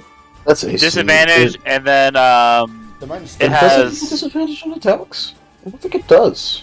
yeah, slow doesn't affect its attacks. Other than the fact that it can only make 1. Yeah. Okay. It can only make 1 attack, no matter how many attacks it has? 1 attack. It gets That's 1 the attack same per thing, turn, and it cannot make a bonus action, and it cannot take reactions.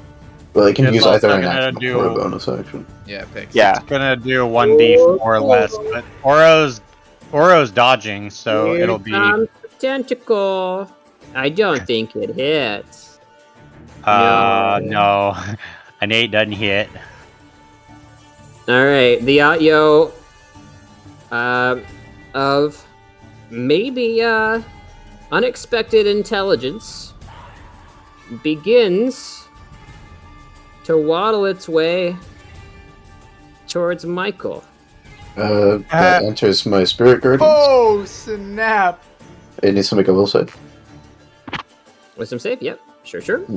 Alright, wisdom. I don't like this thing. That's a little bit scary. That is a success, so it takes half damage from this. 10 radiance, and also, while it's inside. Jesus, your rolls, dude. Oh, I So know. it gets even less movement. It's quarter movement inside Spirit Guardians. Mm-hmm. Great. Oh my god! It only took 10 damage. I'm Oh. not allowed to move. It's literally not allowed to move at all. All right. Sly, sure go. It says no. In the interest of fairness, it is allowed to make a will save at the end of its turn. Okay. For slow, yes. Not Wisdom reduced. 16. Mm-hmm. Hey, succeeds. Wow. Okay. It is no longer slowed. No longer snowed. Does it get saves against the shrinking? Let me check that. The Raducan. Until the spell ends, at disadvantage, targets. Well, these wolves. I don't see anything. Well, it's an end effect. I Yeah, think no, that's- it doesn't end the effect. It's concentration, so Yeah. for 1 minute it is still small. Cool. Tiny boy. Smallman. Tiny little baby boy. Marcus, Since slow it again. Since it has disadvantage Oh, on you think strength, I do you guys won't? want me to entangle it, or should we just like let y'all kill it If as it you is? We should just kill it as that'd be is. hilarious. We The should thing just is kill that it I'd as have is. to roll high because Yeah, you know. we'll just kill it as it is. Marcus can slow it again on his turn. Take another 7 veil. What? And then I'm gonna move the. Oh. How much height does the fire spirit need to see into the bell tower? It needs to be 50 feet high. I love it. I love the health. Oh Okay, then. yes. Oh yes. Okay, it's just going straight up. Let's just assume each of these dots is 10 now for this. time Sure. being. So Oh, wait, no. using- Sorry. So it would only be at 45. yeah, So. Oh, but I don't have enough for this. So. Here, we'll how do- about we don't do the colors anymore, and we do a little number for him. That could work. So he's out so now? You're moving him 30 feet up? Yeah, and he was 15. Okay. So he's got 45. So the green bar will be his height. He's 45 feet tall. He's a big boy. He's very tall. And he has a dash action, I believe, if you want to continue. Oh, flirting. yes! That'll work! That'll work. Oh, wait, no. Oh, wait. Yeah, so you'd I have to use your my bonus action to command it. action yeah, so basically, it would be up to the fire spirit whether it chooses to dash, dodge, or attack. So Sure. I could ask it to. I could be like, "Hey, bro, Yeah, you yell. climb! Yeah, you Climb yell. altitude!" You yell up, and the fire spirit will kind of take its little stubby arms and rub it in its fiery ears to see if it hears you. On a 2, it does. And I it like does. the idea that it just flies like Superman and like sticks its chubby arms up above its head. Yeah, as it yeah. flies up. It kind of rubs its ears with its little arm, like looks down at you, and it continues to fly upwards. Hooray! It flies to 55 feet, and then looks into the structure, where it can now plainly see unexposed or exposed to the elements, 2 null snipers at the top of the building here. Let me see if I can't. I'll just kill these sight blockers, so you can see them a little easier. Cool. I love this premium, by the way. Isn't it nice? Great. It makes it lag for me. It's Oh, I'm unfortunate. sorry. But Definitely Sorry, makes that the game. combat- it makes the combat a bit harder for us too, which I like. yeah. I Like appreciate that. not knowing Like that. what's going on, like even just metagaming. And we don't have like, to constantly be like, Austin, can you reveal this square? I moved into this space, please. Yeah. It's just made it so much easier. All right, and then you're gonna hear like the gnolls won't be able to see Sly, but Sly's gonna yell from behind the. Actually, they might. They probably have the height. He's gonna yell from behind the body pile. Feast on this, boss! And then he's going to cast Scorching Ray at third level again from the Fire Spirit. Oh, what? Let's go! Sly's gonna actually. Let me see if I can do this or not. I was gonna ask, like, you can do that from the fire spirit? Oh, dude, the You guys see me? primeval like subclass can cast. Hey, man, from, yeah. Okay, pet, cool. so- The fire Sly's gonna go, hey bro, look at me, and the fire spirit's gonna like, you know, and then he's gonna go like, what? And then the fire spirit's like, 1, 2, 3, and the fire spirit's like, shoot the flame, scorching ray out of its arms to Sure. Pernol, and it's gonna roll its attack. All right. That's actually really neat. I didn't know it could do that. Indeed. Go ahead and That's roll your ranged sick. spell attacks as the Gnoll's eyes glisten with the incoming heat rays. Their arms falling slightly limp as they realize what's coming for them. First 2 will be on the top one, second 2 will be on the bottom. All right, 1 and 2 miss, 3 and Well, 4 yes, hit. spells. So one of them's destroyed. Maybe. What's max damage here? It's 2d6. That is 2d6. 15 plus 8. That is 23. The one on the bottom is dead. Nice. The one on the top receives no damage. All right, fair enough. As the fire spirit holds out both of its hands, its left arm like just kind of loosely like urinates fire on the tiles below. Its right arm like propels the flames like rockets towards the second gnoll, and She's like shooting fireworks from its arms, and they're just like exploding. It's like, have you seen the video where the guys are flying around drones with Roman candles attached to them? And like, yeah. All right. Anything else? I'll have to show you later. It's incredible. You just hear, if I can hear or tell that one of the gnolls has died, Sly would just be like, "Let's go!" Did you get one? He'd just be so excited that like all of his hard work practicing with the fire spirit, just like I didn't in his even downtime see what to you get to did. What'd shoot. you do? I think it killed one. I'm not sure though. Let's go! Nice one, Sly. All right, that's my turn. All right, Custodian. Okay, custodian. Do I happen to know? So its range got reduced, right? Like its reach from the reduce. Its reach is reduced because its size is reduced, so effectively it can cover fewer squares now because it has a small. Okay. But presumably, I am still within its reach. Yes, Yes. right. You're Okay. still 10 feet away from it. I'll just take an attack of opportunity.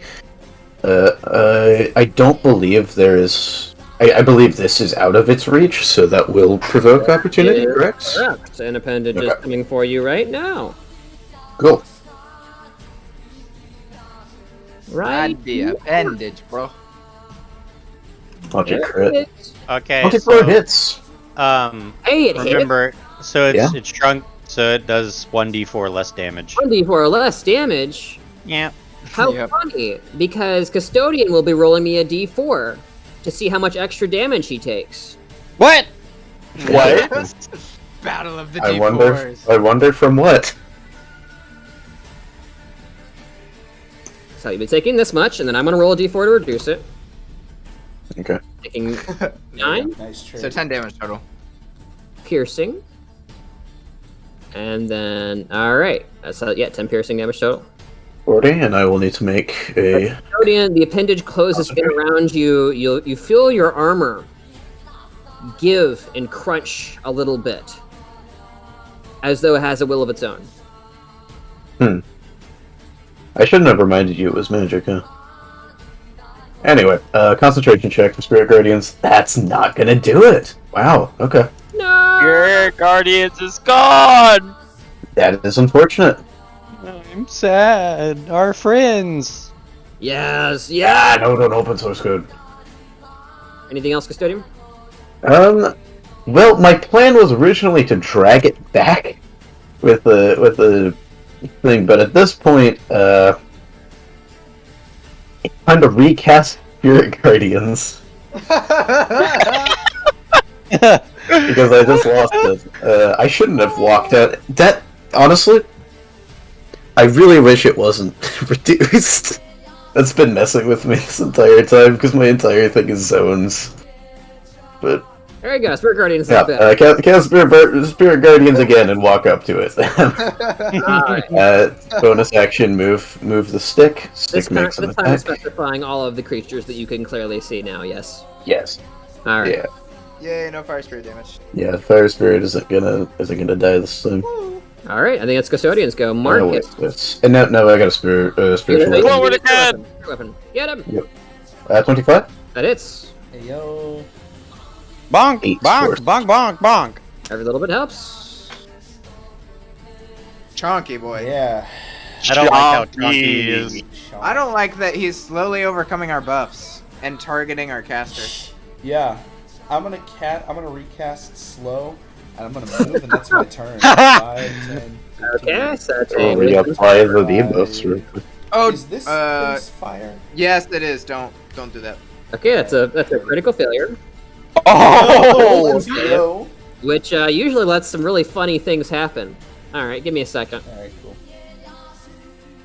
He's just part of our team now. Like that troll. You know what? Never Like mind. that troll. Remember? That The troll, yeah, the trolls are good and they got eaten by a sea Wait, dragon. What was the save? Was it con for slow? It was or what? wisdom.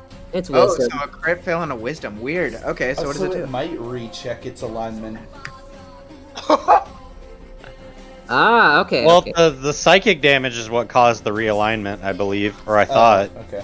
Well, it would have had to be from a save. I think it's which save it rolls. I guess we'll find Okay. out. It is apathetic. Cool. Let's go. What? Anymore. I don't even care Minus 5 anymore. to spell save DC if it uses wisdom until the end of your next turn. So you receive a -5 to your spell save DC if it uses wisdom until the end of your next turn. That's what apathetic does? So you also disadvantage on all wisdom-based spell and weapon attacks and skill checks. So That's correct. Yes. yes. Yeah, and that is the end of my turn. Actually, let me check. Well, it didn't specifically say wisdom saving throw. I think it's for if you use a wisdom thing. If you get vulnerable, you have disadvantage on all wisdom saving throws. Apathetic means it has disadvantage on all wisdom based weapon or spell attacks, all wisdom based skill checks, and you receive a -5 to your spell save DC, and your passive perception and insight are reduced by 5. So unfortunately, not as helpful. It's still brutal because it can't see very well, and it's just kind of tunnel visioned a little. All right, anything else? Nope, that is... Well, if it's tunnel visioned, that might be good because I moved. And then, yeah, that's the end of my turn. All right, it's mixed slowed. So should Soul is going to take advantage of this mixed load piece of crap and go in for. beat it to death. Give it Oh, the yeah. bonk. I go- Bonk it. Boy. Well, I get flanking since it only has one attack now. Oh, yeah, it would. That's correct. All Alright, so 3 attacks at advantage. Nice. Hammer Let's see some crits, come on. You guys First have attack, not, you guys have natural not night- gotten to is see a a turn 19? of this thing actually doing what it's good at. 15 and 2 What'd you say, 19s. Austin? I'm pretty sure it makes like 4 attacks around It or makes a lot of something. attack, yeah. Which is not good if I have on-hit extra damage. Slightly Okay, unfortunate. 19 hits, 15 does not hit, 19 also hits. Remember that it gives Alright, minus so- 1 to its AC, by the way. It does have -2 to AC. Minus 2 to So AC? Yes. Let me double check. Sure. Sure, the night, actually, hold on. I want to check it to see if the 15 Yeah, hits with the -2 AC. 15 hits, yeah, man. Alright, so that's yeah. 6, Let's 8, go. and 9. Let's go! So 14. So 25 points of damage total from my round of attacks. 23. Yep. All right, and I'm going to move over to I'm right hold on. here, Oh wait, no, mine. and that's my turn. Cool. Bill! Okay, Get him, Bill! I'm going. I'm old. Be patient. Send in the dog! He's already there. What do you mean? Send him in! Okay, I'm going to move all the way up here. That is not selecting my character. Pew, pew, pew, pew, pew, pew, pew. Wait. Yeah, wait. Can I do that? Because moving through the fountain would be difficult. Yeah, but you You can go can go around the around fountain and it. still make it. Yeah, That's what I'm trying to do.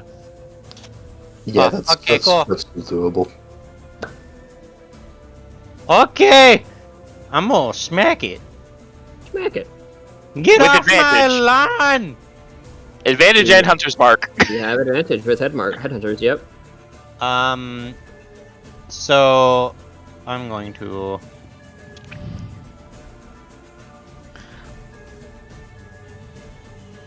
I'm going to hit it with the regular shillelagh. Hit him. It's gonna be bonking. Advantage? Advantage. You can I'm toggle sorry. advantage. I screwed up. And my Gotta character. Look at what he's whacking. My goodness. 21 definitely That hits. And for Okay. actually more damage. Hmm. So 21. 15 plus 6. And then, that was a pretty good hit. Do I want to CC it, guys, or do I want to do more damage? More damage, 21. let's kill this thing. 21. Yes, kill it. Plus whatever else you want to do. I mean, I could knock it prone, or I could incapacitate it. We would already have advantage because it can still save on its slow. Never mind.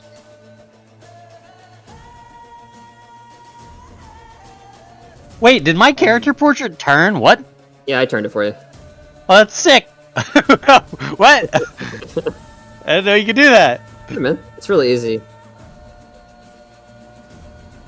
So I You know, could getting use incapacitated this by killing if them. you all wanted. I know. Hit it! Hit it with the weapon! I would rather you just deal the damage. To be Okay. honest. All right, then I will just deal the damage. I don't get to Wait, use what's the infused difference again? strike. What kind of damage is this? Hold on, let's roll a Constitution saving throw because it actually has a decent one of those. Well, What's hold the- on. So I'm linking it so they can see it. Sorry. Uh huh. Oh, gotcha. I think it's a constant no matter what. This is 14 whenever it comes relevant. So am I doing? Should I do damage? I mean, I can save it. It's slowed for now, so It's slowed, and it's also you have Hunter's Mark, and it's reduced. So all right. I will swing. I would save it. Yeah, I'm sure that hits, but it's literally just gonna be 9 damage. Unless I should roll for crit. Yes, you should roll No for crit. No crit, but 9 damage. Nice, okay. Oh, also, Oro's infused strikes are acid. I don't know if it matters. Okay. And then Oro is going to attack for Damage. What? Attack him, Oro! It might be a good idea to move Oro into flanking. Bite him real hard. He not? No, not he's on. currently. Oro is not. He can move to the other side and me to flank it though. You can move here. And then the outs you can't You move. could, you could squeeze with Custodian. Yeah, we're gonna go over here. Alright. You're trapped, boy! Now, even if he had 3 attacks, you would be getting advantage on the attacks. We're flanking with 4 people. This thing's not going anywhere. I only need Sentinel. 16, because it has a -2 to AC. Does that hit? 16 does hit, yeah. Okay. Yep, it's flailing about every time it responds. 7 damage! Your attacks, it's just a little too slow. Yeah, another 7 damage for sure. As you guys just concertedly surround this thing and begin hacking it to pieces. We don't like you. Go away. Alright, It showed itself as too much of a threat. Yeah, literally, it just like everybody laser beamed it, basically. First, use a knoll, get up from its cover under the stall, and run off down an alley. What?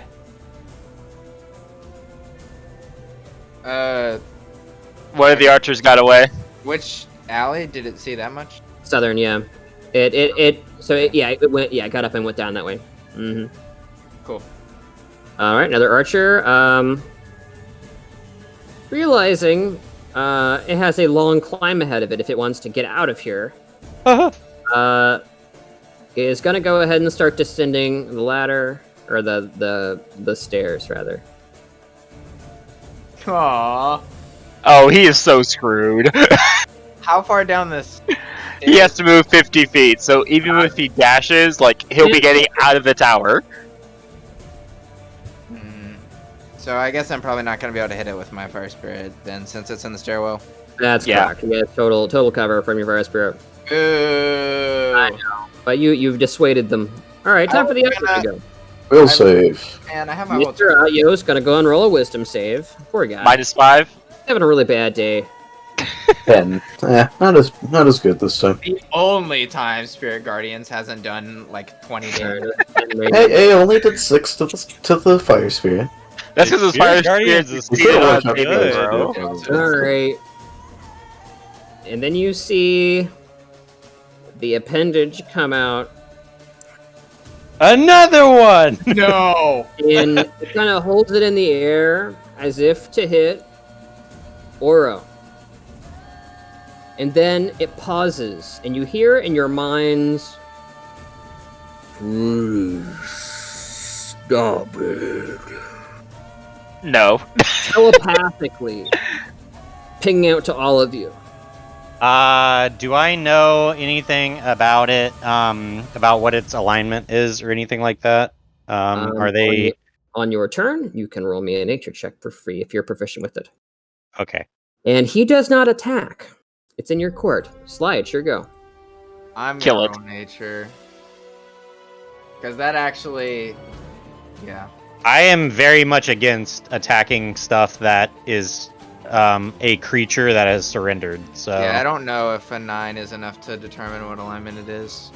But, I got a 9 on my nature.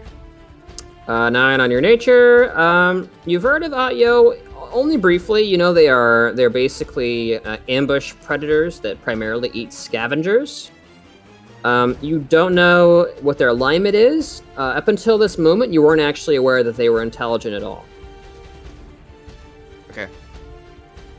Sorry, son. Anything else? Yes. So, since I can't do the whole thing that I was going to do about moving and then using Produce Flame and then Flame Seed and all that jazz from the Fire Spirit on top of the guy in the tower, just going to go ahead and bonus action heal. Going to go ahead and heal Marcus because he's actually lower now. Okay. D6 with my bonus action. Alright, that's another 8 HP for you, Marcus. And then... Oh, he's in the aura. That's right. That's cool. Yep. And then, let's see, gonna go ahead and do... Where is Marcus? He's over here, standing on top Every of the single one of us is inside the aura at this I was like, what? Where are you? He's camouflaged himself through the body. He's hidden inside the body. I'm gonna move the Fire Spirit over here. Uh-huh. Oh! What did you find? Down the alleyway. No, he's too far away. Shoot at him. That's unfortunate. That is what Marcus does. There's no way I get a held action without a command. That doesn't make any sense. Oh wait. Could I use my main action to command the Fire Spirit? The audios can understand common unless he has changed something, so we might want to try and talk to it. Oh, stop looking at their stat block. Oh yeah, I haven't looked at any. I mean, I'm going he talked to us in our brains, so... Yeah, but that just means telepathy. That doesn't mean it can understand common. Oh, I guess that's fair. Wait. Yeah. Thought about that. But how doesn't it, though? I don't understand. It could be portraying through a more primal language, such as just like raw thought. Because like pseudo dragons don't speak common, I'm pretty sure, but they can. Yeah, they use. They can. Yeah, they can use a more primal form of telepathy. Why, are you? I'm ready gonna use to- my main action to have the fire spirit hold a flame seed at Okay. the archer as it comes through the door. Sure. Or the next enemy that. You can do that. One certainly. Anything else, Sly? That's all from me. All right. And custodian. Okay, so is it an action to check anything, like make a check about this thing? If you have proficiency in nature, you can make that check for free on your turn. I believe I do. Let me check that. I am proficient in nature, so I guess this probably isn't going to work. But this is the only way Custodian has like any memory left. Just like thinking back to his time working for Arxes. Sure. Has any experience with this at all? 19. Custodian, you think back to the great rubbish piles you once managed as a custodian in the army, and you vividly remember Atyos. They were not always hostile. They have the ability to telepathically communicate one way. They do speak a language. It is the language Atyao. And unfortunately, the telepathy is one way. However, this Atyo does not appear to be hostile to you and has communicated that it wishes you to stop. You know Atyo to be actually quite neutral creatures. They're not normally particularly evil or good. They're just hungry boys. Too bad it hasn't. It's probably been over 10 minutes since the vultures, because otherwise you could still have speak with animals up. I don't think If an this audio works. is a creature, but I don't think they are. Unfortunately, Or animal. it is not a beast. You know Atyos to be large aberrations. So, Custodian is actually going to sort of drop any sort of stance he was holding and move into something a bit more neutral stance. It does not wish to fight us. It is simply hungry. We should let it clean the area.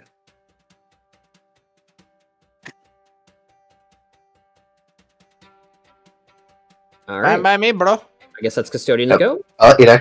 Custodian's actually going to drop Spirit Guardians. Actually, no, he's not going to drop it. He's going to move out of the range in which Spirit Guardians will affect it. The Atyo seems visibly relieved. Spirits will no longer be harrying him in a bit of a delayed way. You don't know what methods of sensory it uses, but it kind of like visibly reacts and is like kind of its tentacles kind of droop to the sides. Michael. It's your buddy. Keep slow on it. Should I?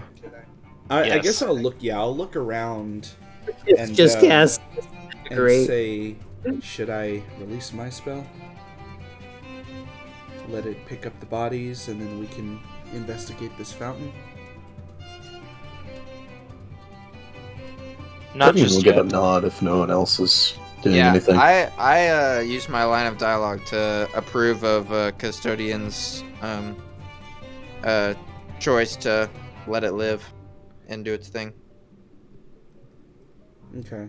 But that was my dialogues. So Soul is saying don't drop it. Custodian is saying let it do its thing. So then I will maintain concentration on slow, but then I will look at Custodian and say, if there's any way to communicate to it, to take the bodies and leave, I'll drop slow whenever it's gone, and then we can just stay here and investigate this fountain. It's like Custodian lines doesn't of have a- dialogue. Custodian doesn't have a line of dialogue, so he's just gonna sort of. You can see that he's thinking, You've spent enough time with him to know that thinking is just kind of staring at you and standing still. Oh, yeah, that's fair. All right, cool. That's my turn then. I will, you know what? I will back up 5, 10, 15, 20. Just enough to give him some room, and then end my turn. All right. I will back up 5 feet. I will take the dodge action, Okay. and I will wait for its response. Okay. Is it fair to say at this point that everybody is passive towards the Atyo? Correct. Okay. We're actually going to end the encounter there. Wait, what about the archer? Do I get to burn him alive? Oh yeah, that archer's alive. I have a key point for him. Not at the moment, and you might find out if you inspect the tower. Oh, okay. Not coming out.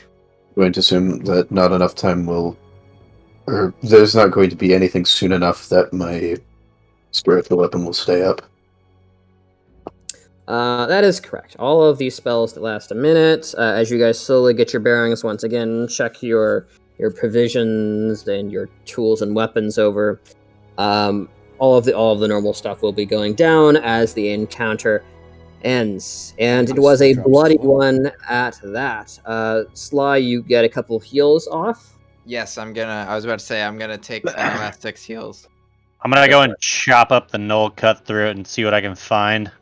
I will help look for any loot, and I will also turn down the heals. He doesn't get to help me.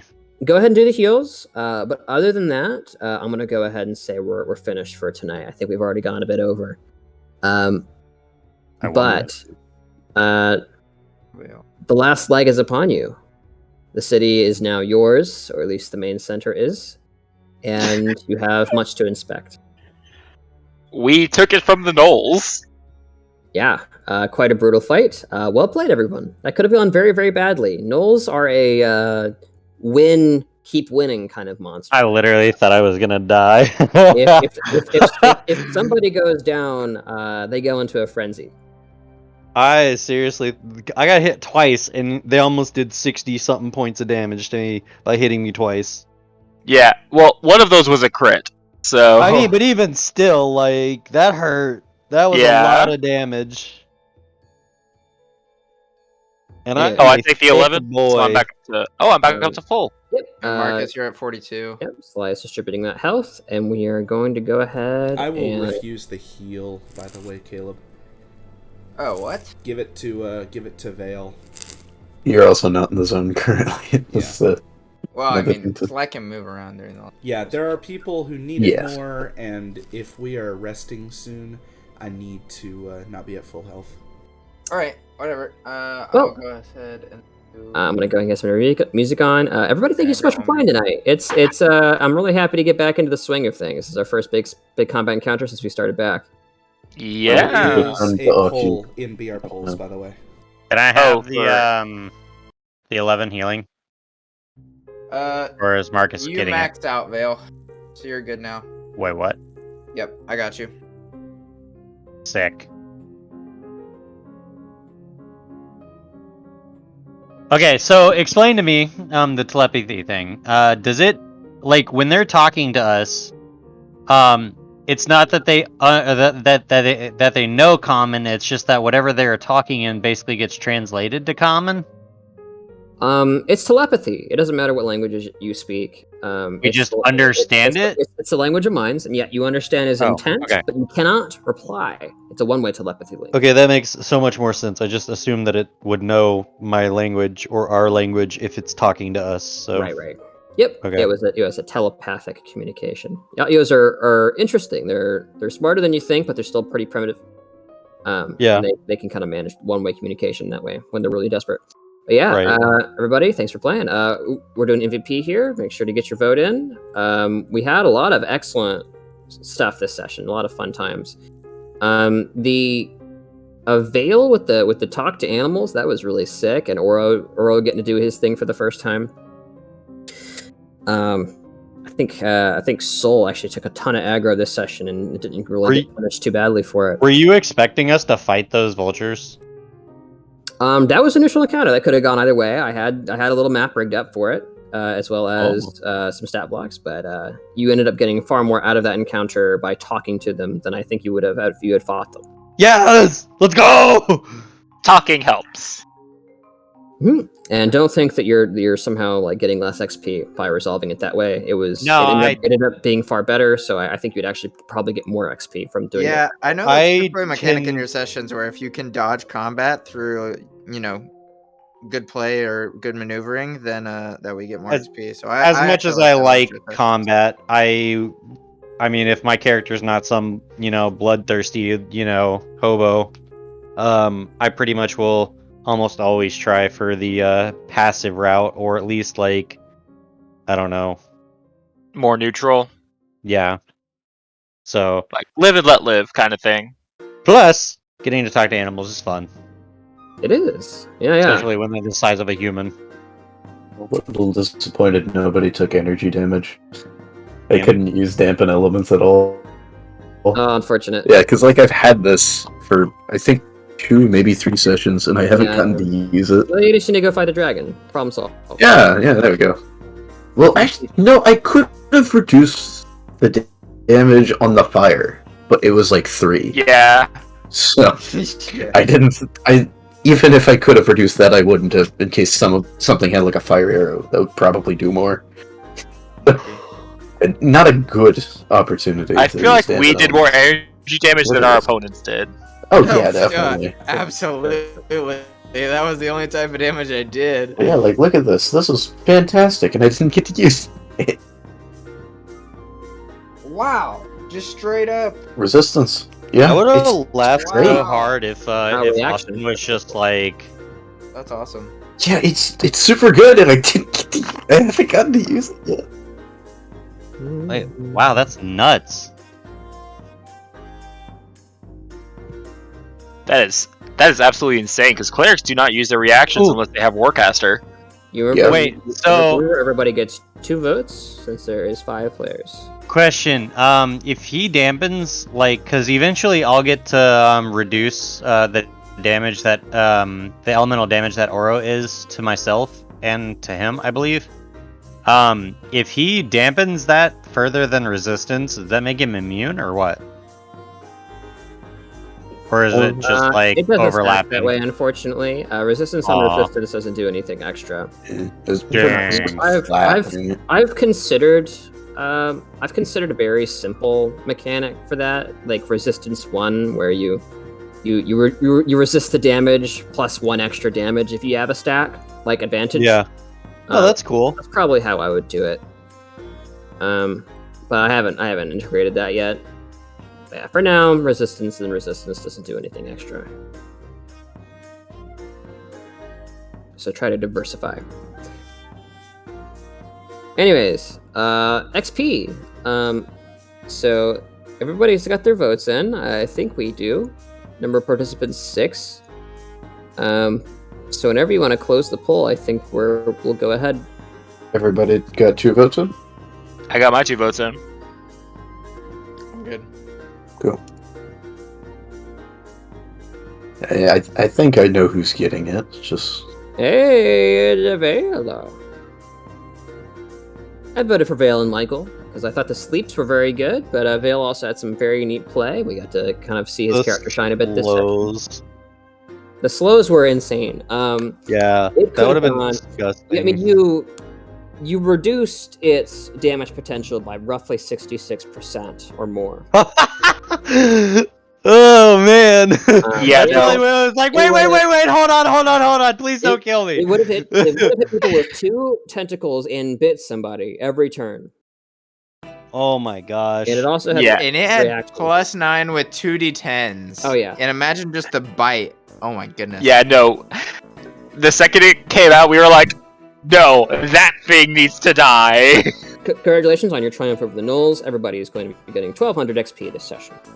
1200? Ooh. I've leveled up, by the way. And then to Vale, you get an does that extra mean that we get 400. So does that mean this session we get to add 50% for those of us who didn't level up? Or is that next session?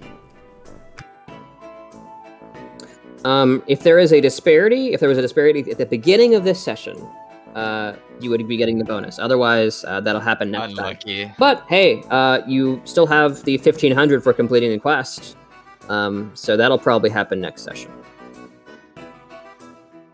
Alright, so Okay. level 7, guys. I'm level 7. Let's go. Nice. It's 23k, right? Yeah, 2300 gets you up to level 7. Let's go, baby! I had to consult the graph. Yeah, dude. If I had gotten solo XP last session, I would have leveled up. But Bro, Solo XP last session was like 3,000 or whatever.